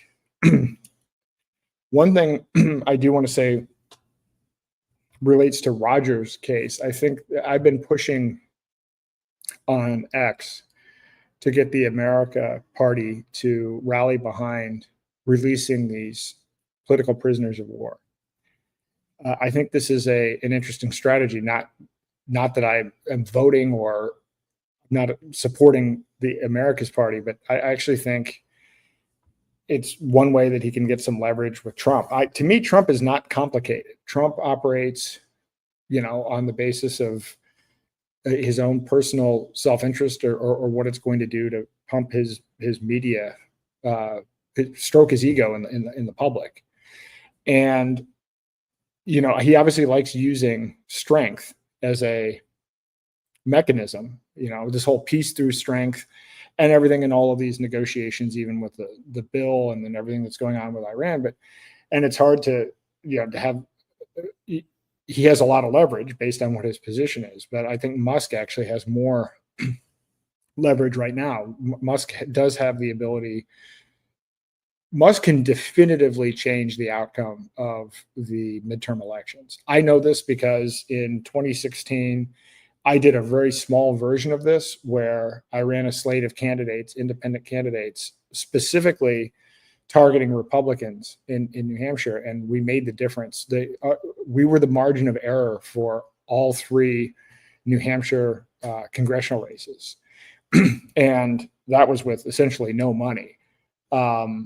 But because people were pissed off about what was going on within the state with politicians doing things to further their own DC careers at the expense of things at the state level. So, if I could do this on a small scale with the 3 congressional seats in New Hampshire, obviously Elon has the capacity, between the fact that all of the rep races are up every 2 years, and then you have, however many of the Senate races are up, roughly a third.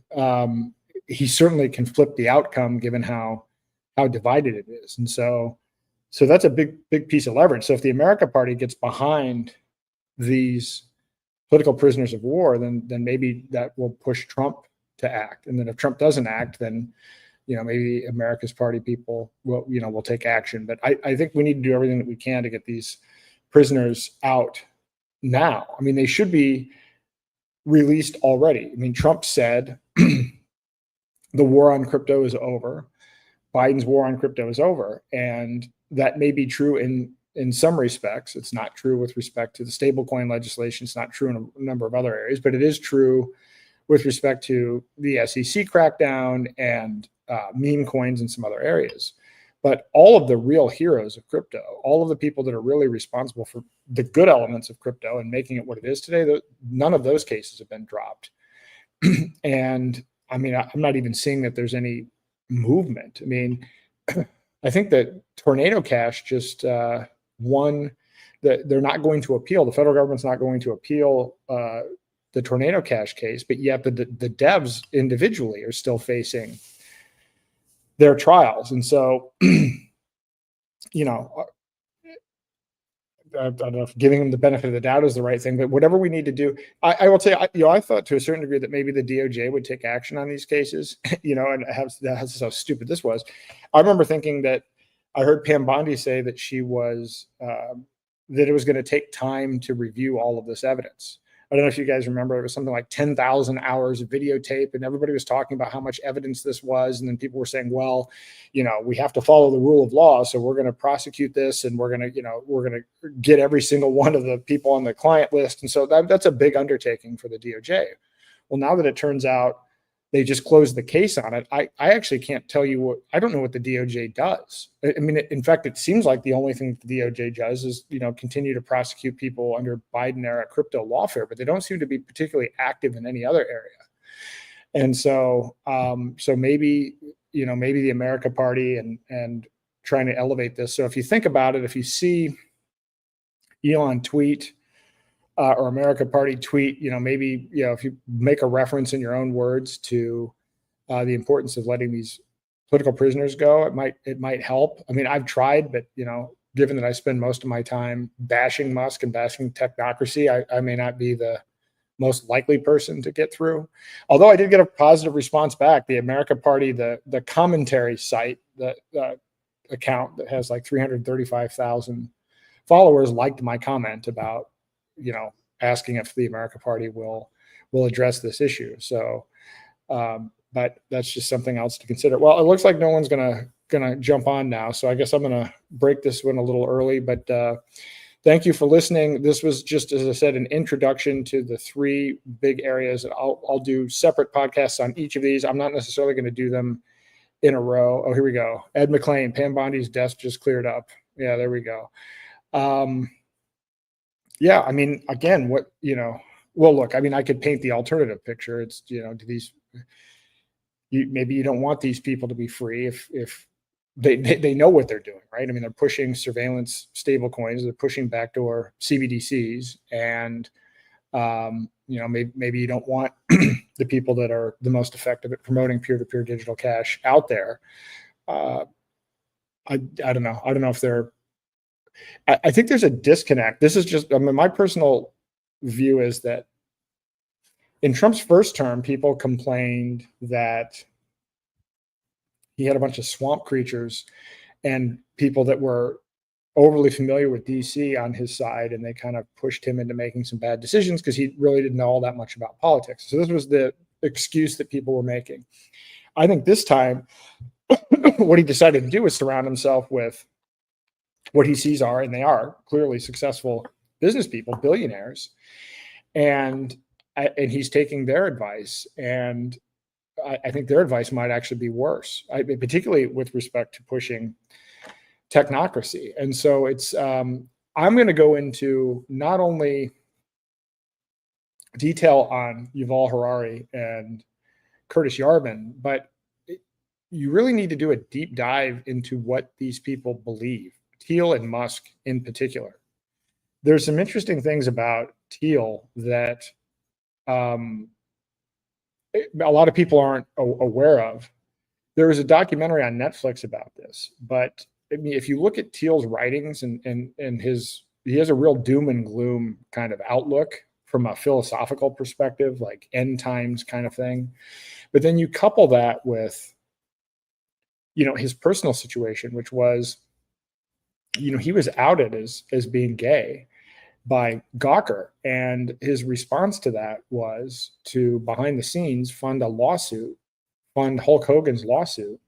There was a sex tape released with Hulk Hogan, and so Thiel funded that lawsuit intentionally to bankrupt Gawker. So I mean, this is a guy that he's got a lot of issues. He's got and we see what his personality is like with that. That's kind of that should be a little, that should be concerning, as Musk always likes to say.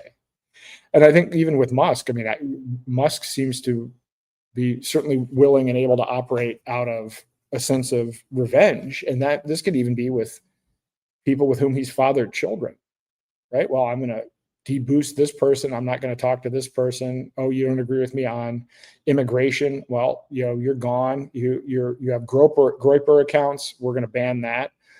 And the problem with this is, I mean, I could make the argument of it's his platform. He can do whatever he wants, although he ran on this free speech thing.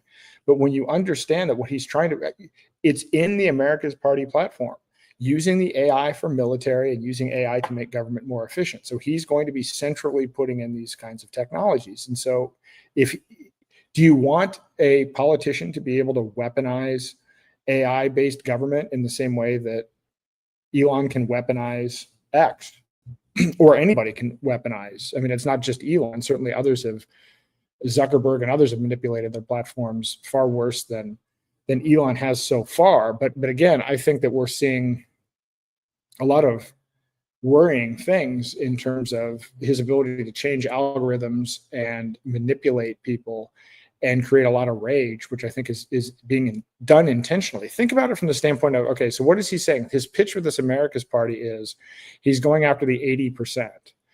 And so then if he changes the algorithm and all of a sudden he wants to take advantage of the fact that there are a lot of people pissed off at Israel, he can tweak the algorithm this way, and now all of a sudden, oh, it's a mistake. It's based grok, but then he can say, well, that was just a mistake, and then he can switch it another way and actually curry favor with a different group. That's pretty powerful in terms of what he has the ability to do from a manipulation standpoint. That's bigger, I would argue, than what any mainstream media could do at this point, because certainly he has more eyeballs and the ability to manipulate the algorithm at a granular level, and the knowledge to be able to do it he has the knowledge to be able to do it. And I think he has the temperament to do it. And so that should be anybody's concern. And so again, I'm not even saying, this is another thing going to this autonomy reboot aspect of this. This is just my personal view, which I may be wrong on this, but I'm not in this camp of there are these really evil, people out there that are just, fundamentally, they're demons and this is their fundamental nature. I actually take the view that everybody's programmed by the same set of external factors that I started to outline in the section on the autonomy reboot, including Musk, and everyone has the capability to recognize their programming and to deal with their internal issues and to address those things. So I don't even view, I'm against technocracy. And even though Musk is the main guy pushing technocracy, I'm not like, this guy is, inherently the Antichrist or something like that. I actually think that,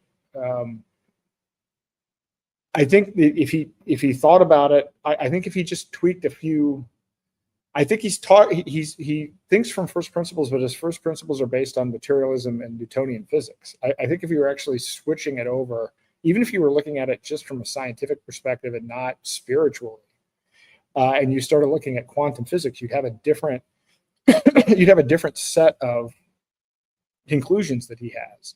So I kind of view all of this. So when I look at this autonomy reboot thing, I kind of try to view everybody this way. I don't really hate anyone. I hate the idea of a movement of people that is trying to take away people's free will. But the goal in any of this isn't to destroy somebody. I think a lot of it is to try to shed light on these issues while helping other people build a life raft for other people. So it's a weird one, but maybe I'm wrong. Maybe there are devils. Maybe, who knows? Maybe David Icke's wrong. Maybe these are shape-shifting reptilians, and whatever. Maybe this is a different game or whatever going on. But I tend to think that that's not the case. But the stakes are high, because once we are giving up our free will, and we're seeing it, you see it with young kids are completely disconnected. People are disconnected from their body. They're disconnected from their consciousness. They're disconnected from nature. And all we're doing is adding more to that every day with more wearables, more, manipulation. I'll probably do a talk at some point. I'd like to actually have Dr. Jack Cruz on here at some point. He's a Bitcoin maxi, so I don't know how that's going to go. He's retweeted me a couple of times, but but he focuses on decentralized medicine. Actually, if you see these weird glasses that I'm wearing right now, these are blue blocker glasses. And he's done a lot of research on this idea of the negative effects of blue light. And it's really interesting to see the history of it, because I've studied a lot of the MK Ultra stuff and a lot of what's gone on with mind control. And there was a Dr. Delgado who did these experiments where he would, put an implant in a bowl and then control with remote control, was able to stop the movement of the bowl. And then they subsequently learned they don't even need the implant. You can just use different frequencies. And then when you study the history of blue light, there are a lot of negative health consequences of blue light, and there are a lot of patents that some of the big tech companies have on blue light itself. And so, I mean, blue light, it disrupts your circadian rhythms. It actually can spike your insulin levels. There are all kinds of other things. It also messes with your dopamine. So we are completely out of touch with nature. And so the idea behind wearing these glasses is, now that it's late at night, I'm trying to not have my body go into this mode where, with all these blue lights surrounding me, my body thinks it's daylight, which, screws up a whole variety of my biological systems, and then screws up my insulin levels, cortisol levels, and everything else. And so this is one aspect of it, but it's an interesting rabbit hole to go down, everything that he's been pursuing with the whole field of decentralized medicine. But it does relate to not only blue light, but EMF. I mean, there is something to be said.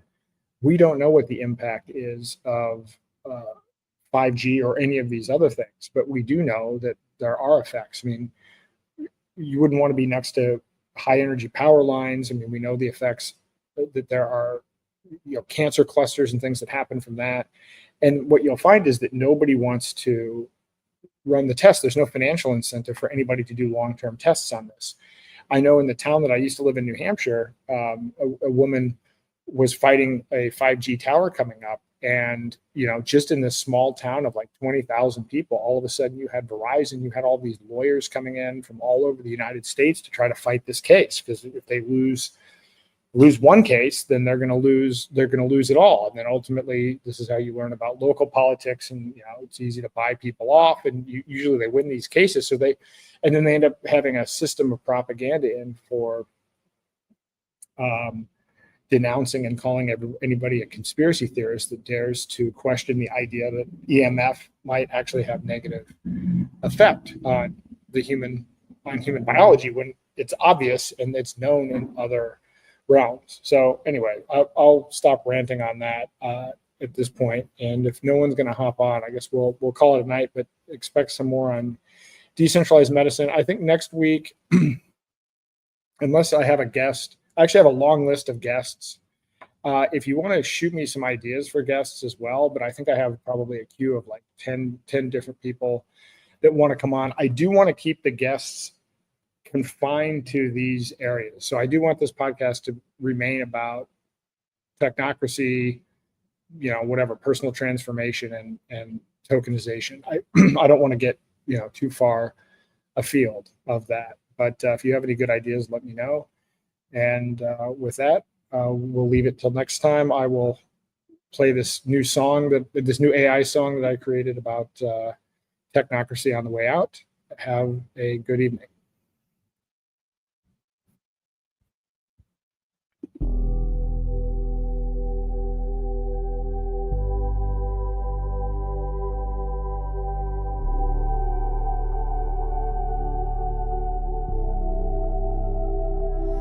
In a quiet world, technocracies rise. Shadows hide the truth from our eyes. Digital chains, freedom's confined. Silent whispers fill our minds. Wake up from this technocratic dream. Freedom calls beyond the screen. Rise above control,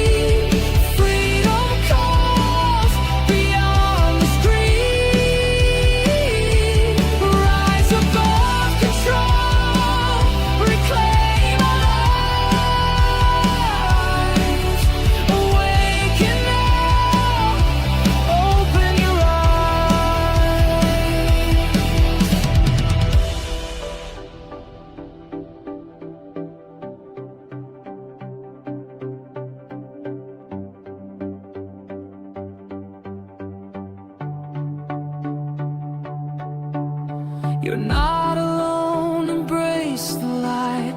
Together we can win this fight. Break the chains, reclaim your dreams. Awaken from technocracy.